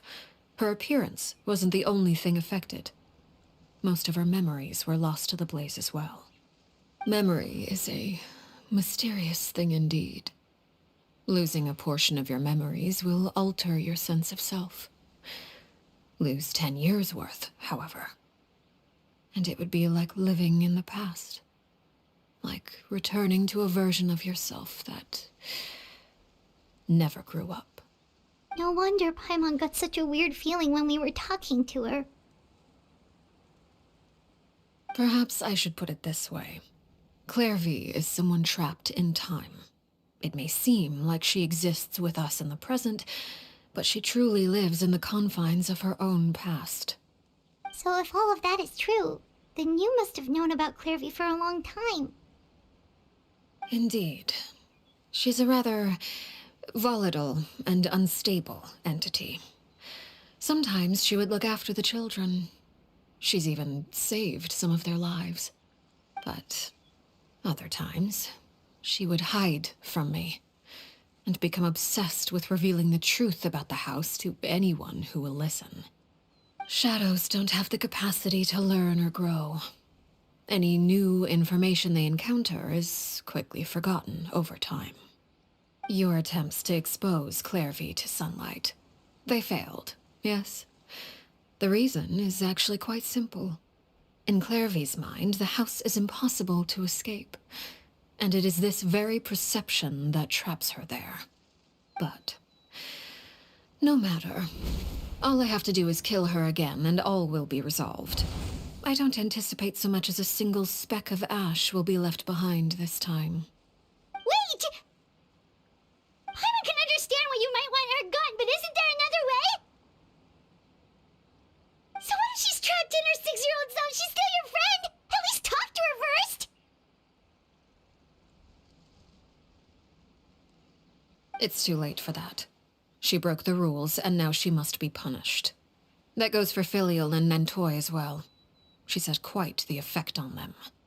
I hope you understand. The difference between Crucibina and myself lies in our formulation of the rules, not our policy for enforcing them. Upholding the rules without question is a trait we both share, because that is how a household should be run. Is this really what you want to do? Whatever could you mean? Don't you want to say a proper goodbye at least? Whether as a killer or as a father, there are two things that must be avoided at all costs: anger and sorrow. Anger makes you impulsive. Sorrow causes you to waver. Well, it appears it's about time to proceed. Before we arrived, I told some of my well-behaved children to bring our troublemakers here by nightfall. I do believe I've kept my end of the deal. I give your friends quite a bit more time. As for what happens now, we'll just have to wait and see.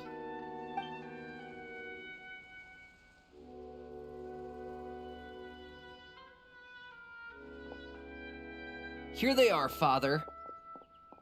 Ah, you gonna execute him? Seeing something like that would actually be a first for me. Lenny! I'm sorry. I heard about how you helped buy us more time. But I still failed. I couldn't find a way to fulfill her wish. Huh? Are you... Perry? Indeed, it's been a while, Clairvy. Perry! Shh. Stay right there. I'm sorry to postpone our reunion, but first, I believe certain scores need settling.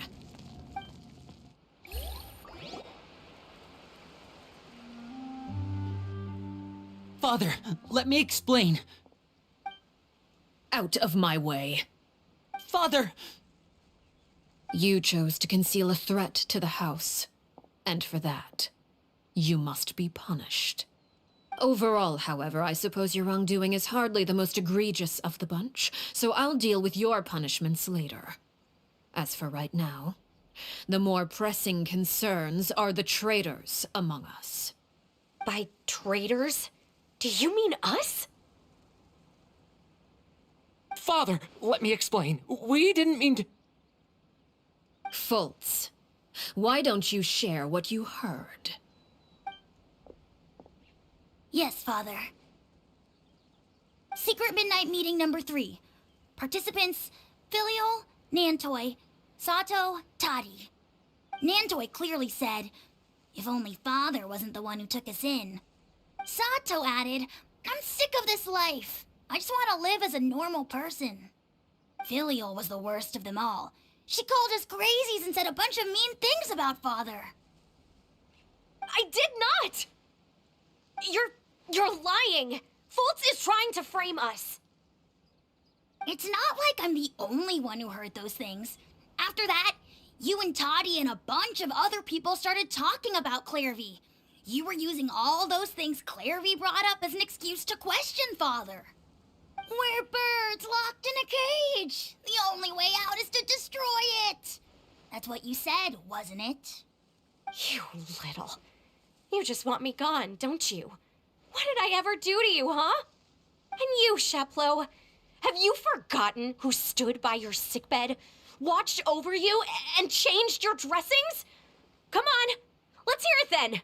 What's your reason for all this?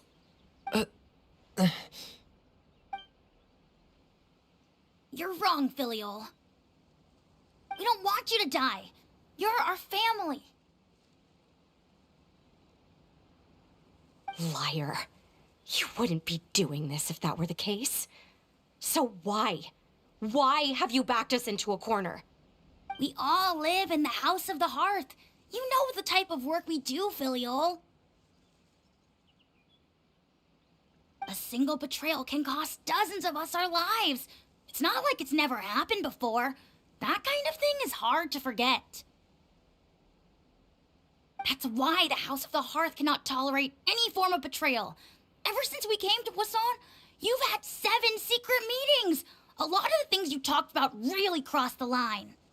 You've been spying on us for half a month? Wait a second. Now that I think about it, the move to Poisson was just a way to make it easier to spy on us, wasn't it? Because we were all in one place. You've had this planned all along. Filial, Nantoy, I'm sorry. I owe you both my life. I owe Clairvy too. If it weren't for all your help after I got poisoned, I wouldn't be standing here today. If this were any other situation, I would do anything to repay that kindness, even if it cost me my life. But rules are rules. I'm sorry. My hands are tied. Why? Why? That's enough, Filial. We made a mistake, and we should own up to it. We broke the rules, plain and simple. And now we have to face the consequences. I'm sorry, Chapleau. Fultz. I'm sorry, Father. We accept our punishment. Chapleau, according to the rules of the House of the Hearth, how should these traitors be punished? All those who betray the house pay with their lives. And so it shall be.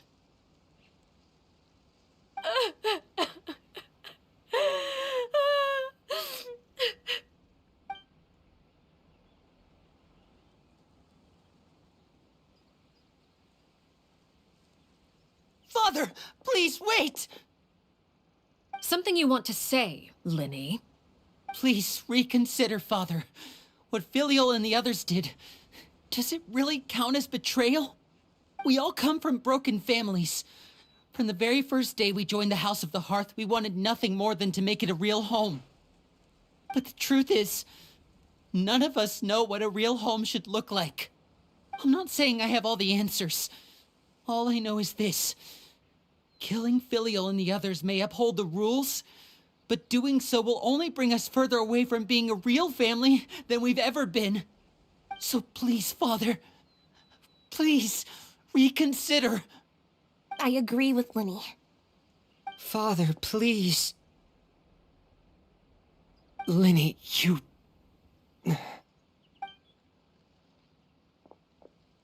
I also agree with Linny.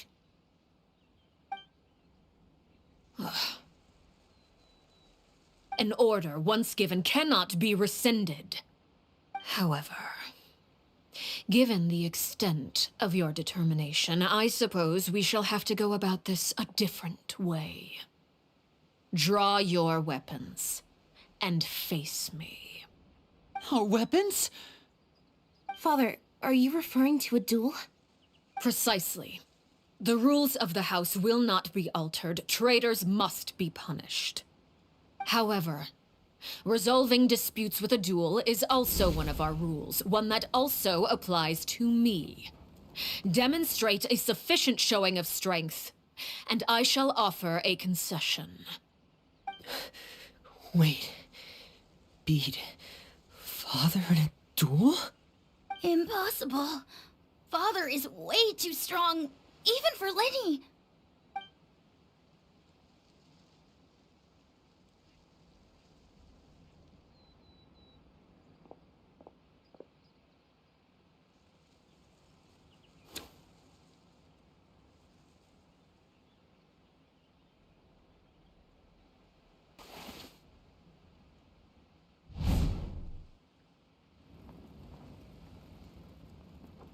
Did you hear that, Traveler?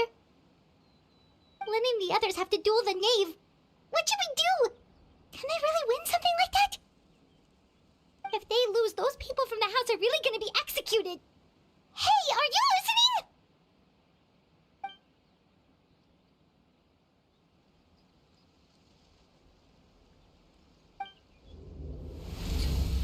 Don't you want to say a proper goodbye at least?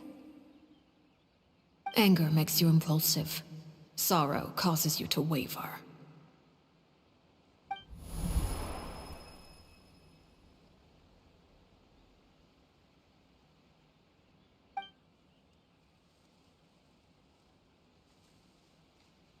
Oh.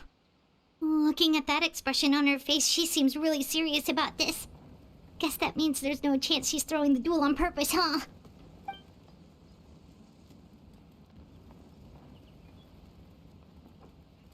When guests are around, families are often on their best behavior. And any disputes are less likely to escalate. When the time comes, make the choice that you deem most appropriate in the situation, and lend your help to the House of the Hearth.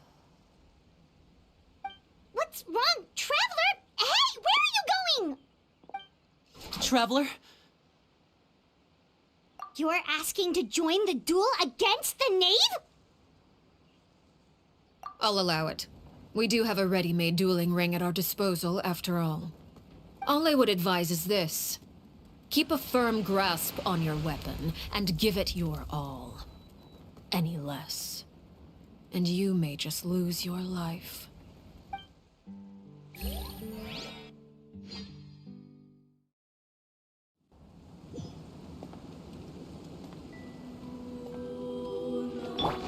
Time to shine!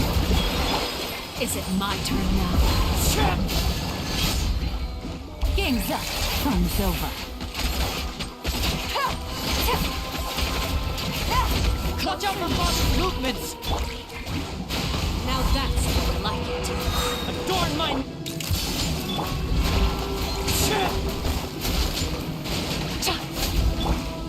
With the fall of darkness, destruction shall rise. Have a taste of... Hang in there!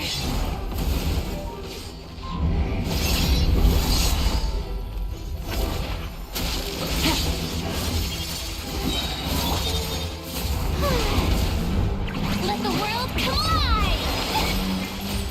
Into the wind. Here comes the cat. Really have to draw my blade.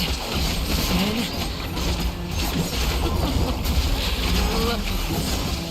Trapped like a bunch of helpless animals. The wind knows me. Watch out for father's movements!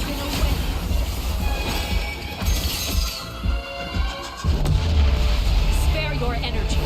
Running is of little use. How dare you!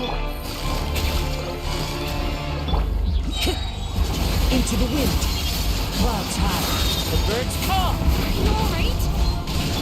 It's my turn. How brilliant! Things are about to get dicey.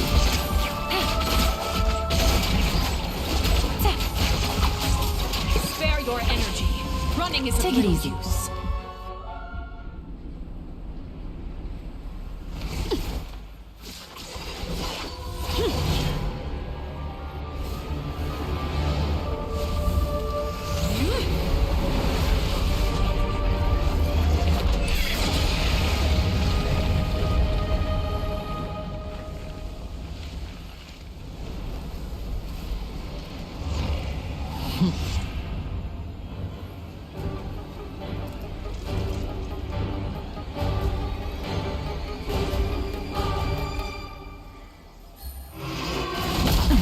Wasn't the best idea. My blade is all that remains. One with nature. Gotcha. Busted.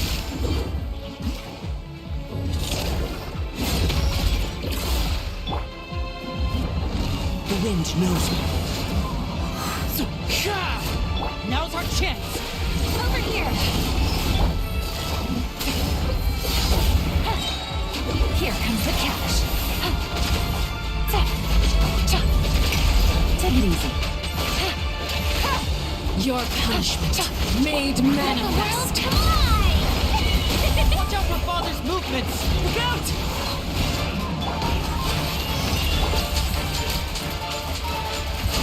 Quietly now.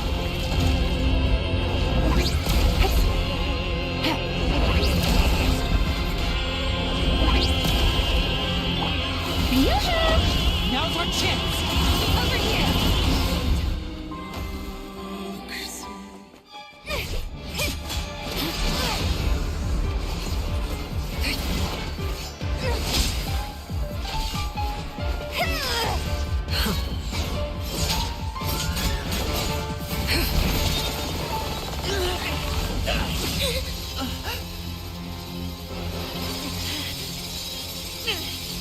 You should know better than to crowd in one place.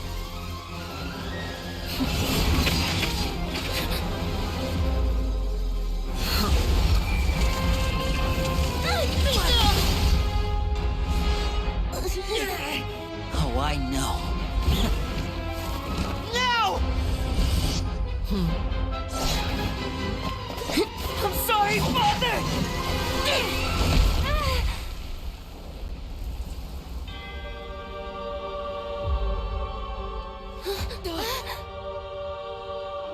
Sorry for what? This pitiful excuse for an attack.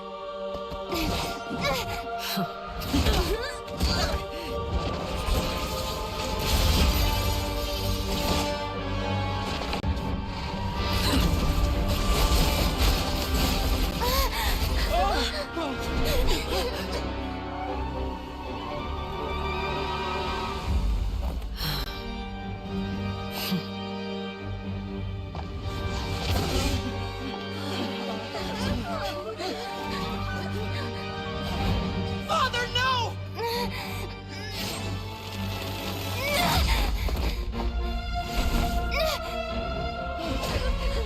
Made it out, did you? You're stronger than I expected.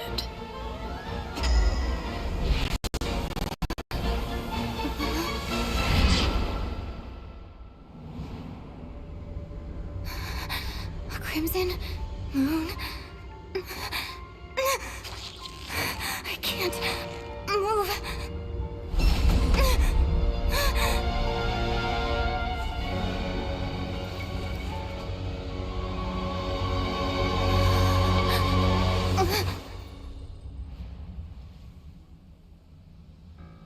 Still, not strong enough to beat me.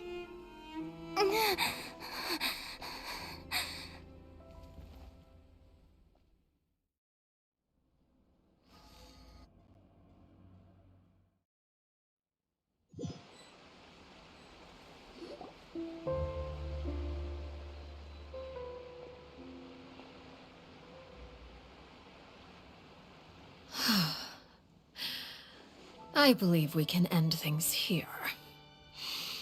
It's not often that we get to enjoy the company of guests, after all. We wouldn't want things to get too out of hand. Brother, are you all right? Lenny. Given that I am the victor of this duel, as agreed, the punishment stands. No! I never thought things would end like this. However, everyone involved in the duel demonstrated a remarkable level of strength and determination. In light of this, I'm prepared to change the method of execution. Elwar, the bottled flames I gave you for safekeeping. Do you still have them? Yes? I wasn't sure what they were for, but I've kept them super safe. I didn't lose a single one. Wonderful. Then, in just a moment, I'll have you administer them. Bottled flames? Indeed. They're the product of a secret experiment. Under certain special circumstances, flames can be extracted from my person and preserved. Once ingested, searing pain will spread across every inch of your body. No harm will come to you physically, but your memories will be burned away. If you can withstand the pain. When you awake, you'll have forgotten everything you know about the House of the Hearth, and will be expelled from the organization. In other words, administering this concoction will kill the version of you that grew up in the house, and give you a new identity.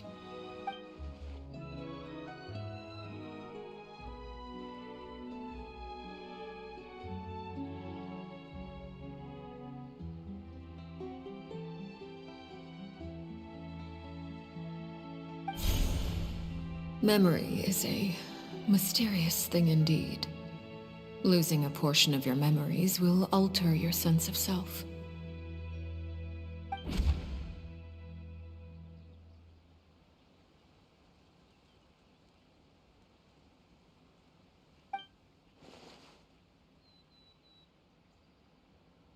So, you're just letting us go, Father? You misunderstand. Memories are extremely important. Once consumed by flame, the version of you standing before me will die, and our secrets will die with you. So no, I don't intend to just let you go, because the person who survives will be nothing but a stranger. Even so, I won't have to live in fear anymore. I'm sorry, Father. I'm sorry I let you down, but I really... Don't cry, Filial. You haven't left the house yet, so there are still rules to be followed, yes? Remember what I taught you. Anger makes you impulsive, sorrow causes you to waver.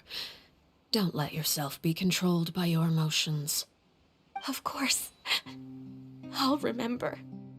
Dry your tears, and go pursue the life you really want. Yes, Father. Chaplot, Foltz, Elwar, take them back to Poisson. And bring Linny and the others as well. I prepared 3 extra vials of bottled flames. As for whether to take them, the choice is yours. Goodbye, children. The next time we meet, I will no longer be your father. Thank you for all you've done for the house. I hope you have bright futures ahead of you.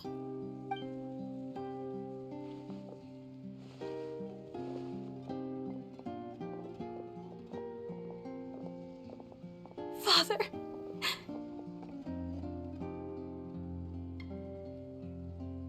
Let's go.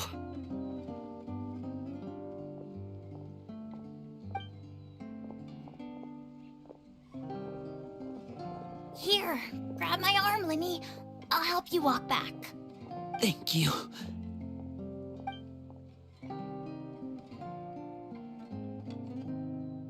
Clairvy.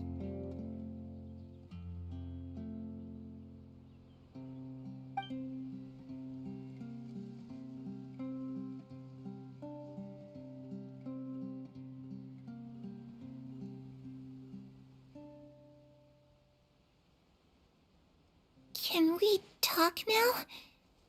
I've been waiting for a super long time. You really are Perry, aren't you? I haven't seen you in so long. How come you're all grown up? Wait, did I somehow travel to the future on accident? Or am I dreaming? What a long dream. Neither. You died, Clairvy. That's what happened. You could have at least sugarcoated it a little. Look, she's that speechless. Oh. Okay then. Huh? That's it? You accepted it just like that? Yep. If that's what Perry says happened, then I believe her. Perry wouldn't lie to me. Plus, I don't really need to know why I'm like this. I'm more curious about what happens in the future. If you're a harbinger now, Perry, that means Mother is gone, isn't she? Can you tell me about it? I want to know what happened to her. And to me. You never stopped trying to defy fate. At first, no one believed you. You could only vent your frustrations to the moon. In fact, you often sought comfort in the night sky. You wanted to see the aurora, so one night we promised each other we would go to Snezhnaya to see it together. Later on, you tried to run away, but you were brought back each time. Mother spared your life, but it wasn't out of kindness. Instead, she decided to make an example of you by slowly torturing you over time. That way, the other children would know what happens to traitors. Still, you never gave up. Mother hoped that through ruthless duel after ruthless duel, she would be able to crown an ultimate victor among the children she raised. But you called on everyone to unite, to fight to a draw in order to reduce casualties. Your efforts may have only delayed the inevitable, but still. You gave them hope. You tried everything you could think of, but every attempt ended in failure. Still, you never turned your sword on Crucibina, and you never turned it on me. On that gloomy day, you told me, "For the last 16 years of my life, I've done everything I can to fight for freedom. But now, I realize that the only freedom I truly possess is the freedom to choose to die." I never imagined I would say something like that. I must have been feeling really worn down. But somehow, I still think I understand. According to Mother's plan, only one of us was going to make it until the end. And I always hoped that person would be you. If I could do it all over again, I still don't think I would make a different choice. Even when I first met you, I knew you'd be able to do what I couldn't. Is that so? Even now, I'm not sure I truly understand what kind of freedom you were trying to pursue. But as the head of the House of the Hearth, and as the children's father, I've tried to give them the most basic of freedoms. The freedom to choose their own fate. It's something I discussed with the Iudex of Fontaine. The children who want to leave the house will have their memories wiped clean of all secrets pertaining to the organization. In return, they will be allowed to live a normal life in Fontaine without being prosecuted for their past. Of course, I won't simply hand freedom to them on a silver platter. They have to fight for it and prove themselves worthy of it. Only freedom that is earned has true value. That's more than enough. That's exactly the kind of life I was fighting for. You know, Perry, I think you're a pretty amazing king, and a really great father, too. I'm really happy that you're the one who took over the house. I guess I do have one regret, though. I still haven't seen the outside world. Well, it just so happens that our dear guests over here have been to many nations and traveled to countless places. Perhaps they would be willing to tell you what the outside world is like.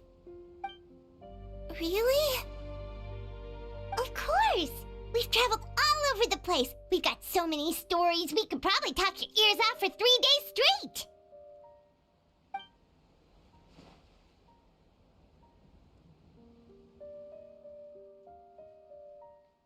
You know, I used to dream of being a bard.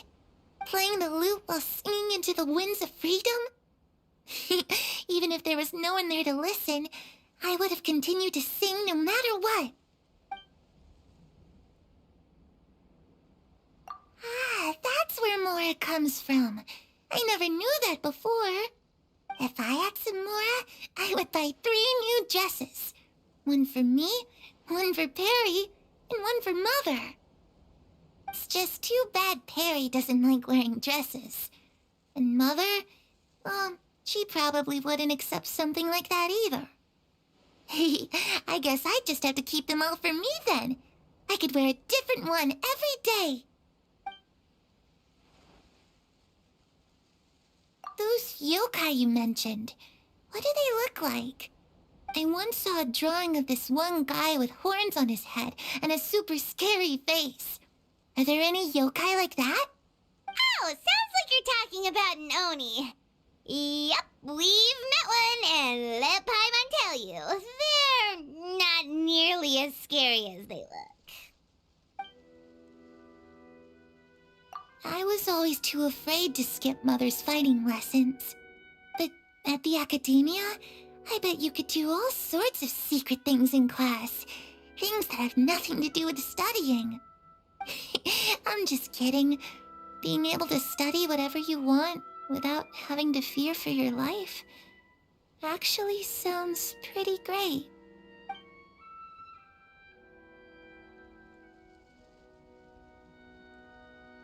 The situation was super dangerous. Lenny and Lynette were accused of committing a crime, and they were going to have to stand trial at the Opera Epicles. Oh no, that must have been hard for all of you. What happened next? Don't worry, we were able to turn the situation around super quickly. All thanks to Detective Paimon, of course. How'd you do that? Come on, tell me.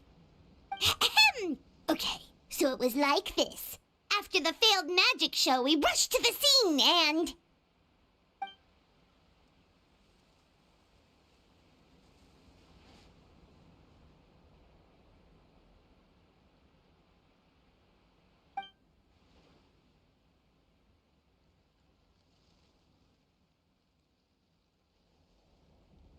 Shadows don't have the capacity to learn or grow. Any new information they encounter is quickly forgotten over time.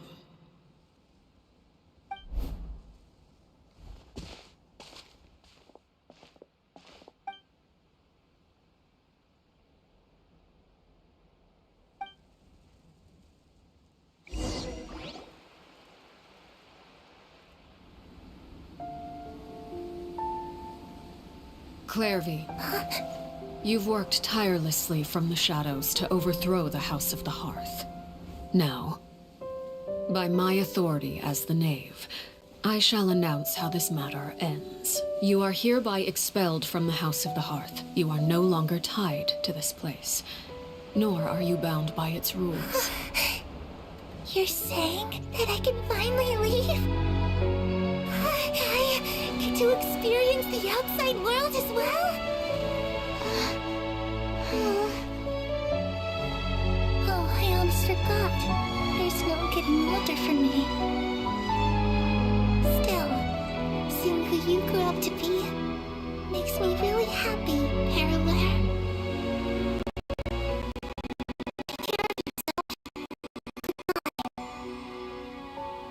May we meet again someday.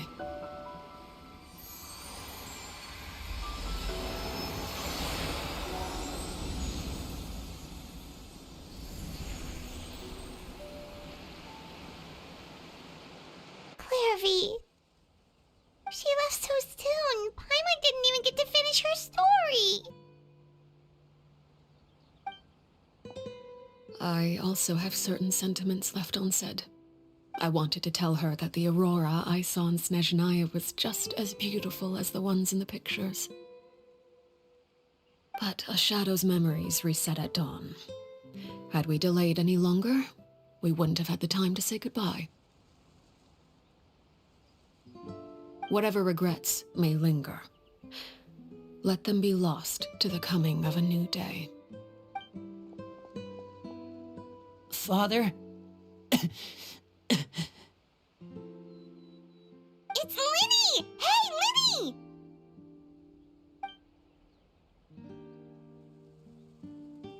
What is he doing back here? Let's go check it out.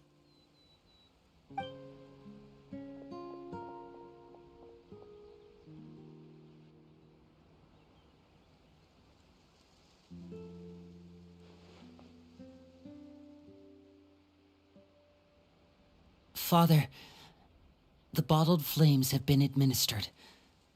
Filial and the others have left the house. And you? What have you decided? Thank you for giving us that choice, Father.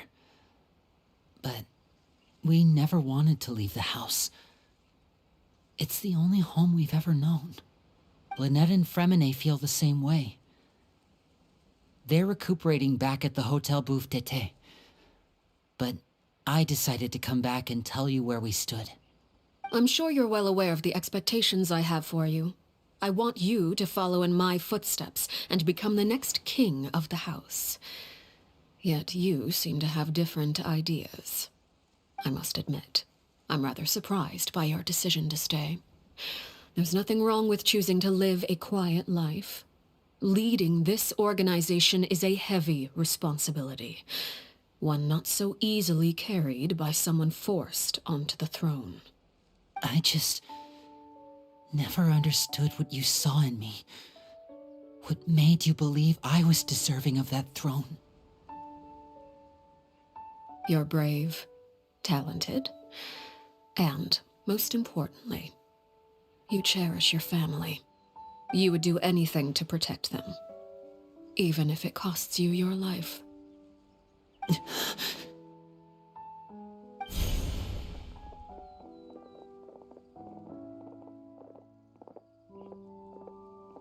Speaking up back there was so brave of you, Linny. It's all thanks to you that we were able to convince Father to back down. You're a hero, Linny. Hero. Father is the real hero. Had Father gone all out during the duel, there's no way I would have walked away with my life. She must have had it all planned from the beginning, from the very moment she suggested a duel. I'm not deserving of that title. I'm not strong enough or smart enough. You're wrong. In my opinion, all you need to be deserving of the throne is conviction and the necessary strength to act on it. We may have different ideas of what it means to be a family, but you can hardly be said to lack conviction. What you truly lack is strength. For someone of your talent, though, that's something that will come with time. Even without that strength, you still chose to face me in a duel, even though the odds were stacked against you. That capacity to honor your convictions is what I truly see in you. Father. No one knows what the future holds, what tragedy or triumph may be in store. Being at the head of this organization requires the strength of will to face whatever comes. Caution will only hold you back. If reaching a certain standard were required to go after what you want, I would never have succeeded in killing my predecessor. Back then, there was still a considerable gap between our abilities. Strength may decide the ultimate victor, but those who let a lack of strength dictate their decisions or undermine their convictions will never be worthy of the throne. I understand, Father. Thank you. Children must grow up to surpass their parents. Only then can a family continue to flourish. The road ahead is not an easy one, so I'll ask you one last time. Are you certain you want to stay? You've done so much for me, Father, and that kindness must be repaid. Plus, with Project Stuja at hand, there are many dangers ahead, and I, for one, don't intend to back down. Protecting my family at all costs. That's my conviction. Then you're welcome to stay. As for Project Stuja, you need not be too concerned. If those cowardly businessmen and heartless dignitaries try to take us down, I'm prepared to teach them a lesson. Having members who longed for the light was our organization's last weakness. With those members no longer among our ranks, the House of the Hearth is like a spider hiding in the shadows. We need only wait for our prey to come to us. At present, our imperative is to use their plan to our advantage. In doing so, a crimson moon shall rise amid the frigid blizzards of winter. No demonstration of loyalty shall go unrewarded, and no sacrifice shall be in vain.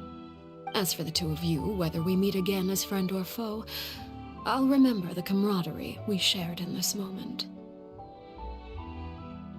No matter how arduous the journey ahead, I hope we both reach our desired destination.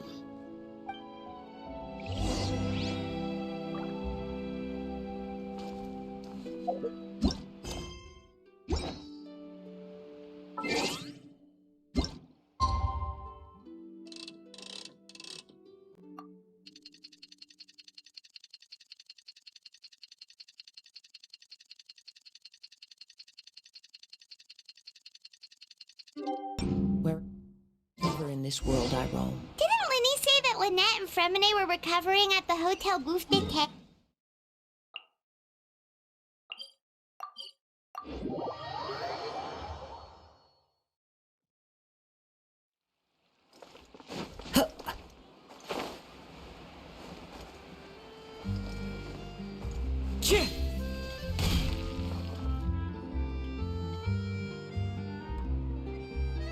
Lynette? Fremine? How are you feeling? Much better. Whew, what a relief! What about you? Are you feeling alright? I knew you'd come out unscathed. Us, on the other hand, well, we've been bedridden for 2 days. I couldn't even turn over.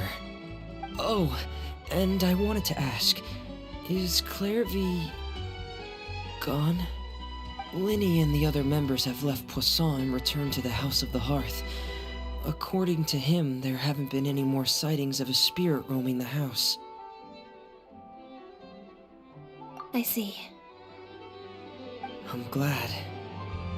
Father came to check up on us 2 days ago and told us about what happened with Crusabina and Clairvy. Actually, I've met Crusabina before.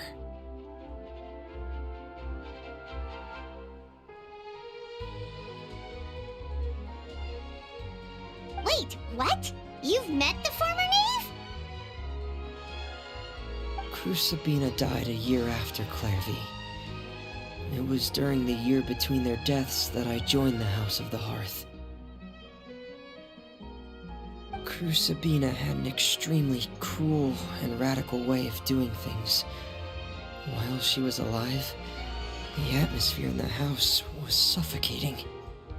When I joined, though, the experiment she valued so much had already come to an end, and all the people involved, dead and injured alike, were gone. Crusabina never talked about the past with us newcomers. A couple of months after I joined, Father killed Crusabina and burned all her files. With that, the names of all the people subjected to her experiments, Clairvy included, were lost to the flames, along with the painful memories they represented. Father took in Lenny and me a couple months after that, but she never mentioned anything about Crusabina or Clairvy. It really seems like something she was planning to keep to herself. The last time you talked to her, did she mention why she kept it a secret for so long? She said she didn't want us to be affected by the darkness of the past. She was worried we'd develop a false sense of gratitude towards her if we knew about it. The foundation of a family should be free of any corrupting influence. Whatever happened in the past, it has nothing to do with who we are now. And that's what Father told us in the end. But I still thanked her for everything. It was only after hearing about what Crusabina did that I finally realized how insignificant our lives could have been. The members of the house meant nothing to her. To say that she valued them in any way, even just as a tool, would probably be giving her too much credit. If Father hadn't taken over the House of the Hearth, I probably would have already... Father rarely brings up the fact that she saved us. She doesn't believe that being indebted to her should be what ties us together. But even if we didn't owe her anything, we would still choose to stay. Because this is our home. We may have arguments or times when we feel wronged. Some people may even choose to leave. But as long as Father is here, we will always have a home. Whether the path before us is bathed in sunlight or shrouded in shadow, we'll follow Father wherever she chooses to go. So I wanted to say thank you for helping us make it through this crisis. Without your help, we could have lost a lot more along the way. Oh, we didn't do anything, really. Of course. You're welcome anytime. Are Filial and Nantoy okay? I actually saw them at a cafe this morning. They didn't recognize me. From what I could tell, they were drinking coffee and talking about one of the operas that started running recently. They seemed happy. If I had to take a guess, I would say they finally found the kind of life they always wished for.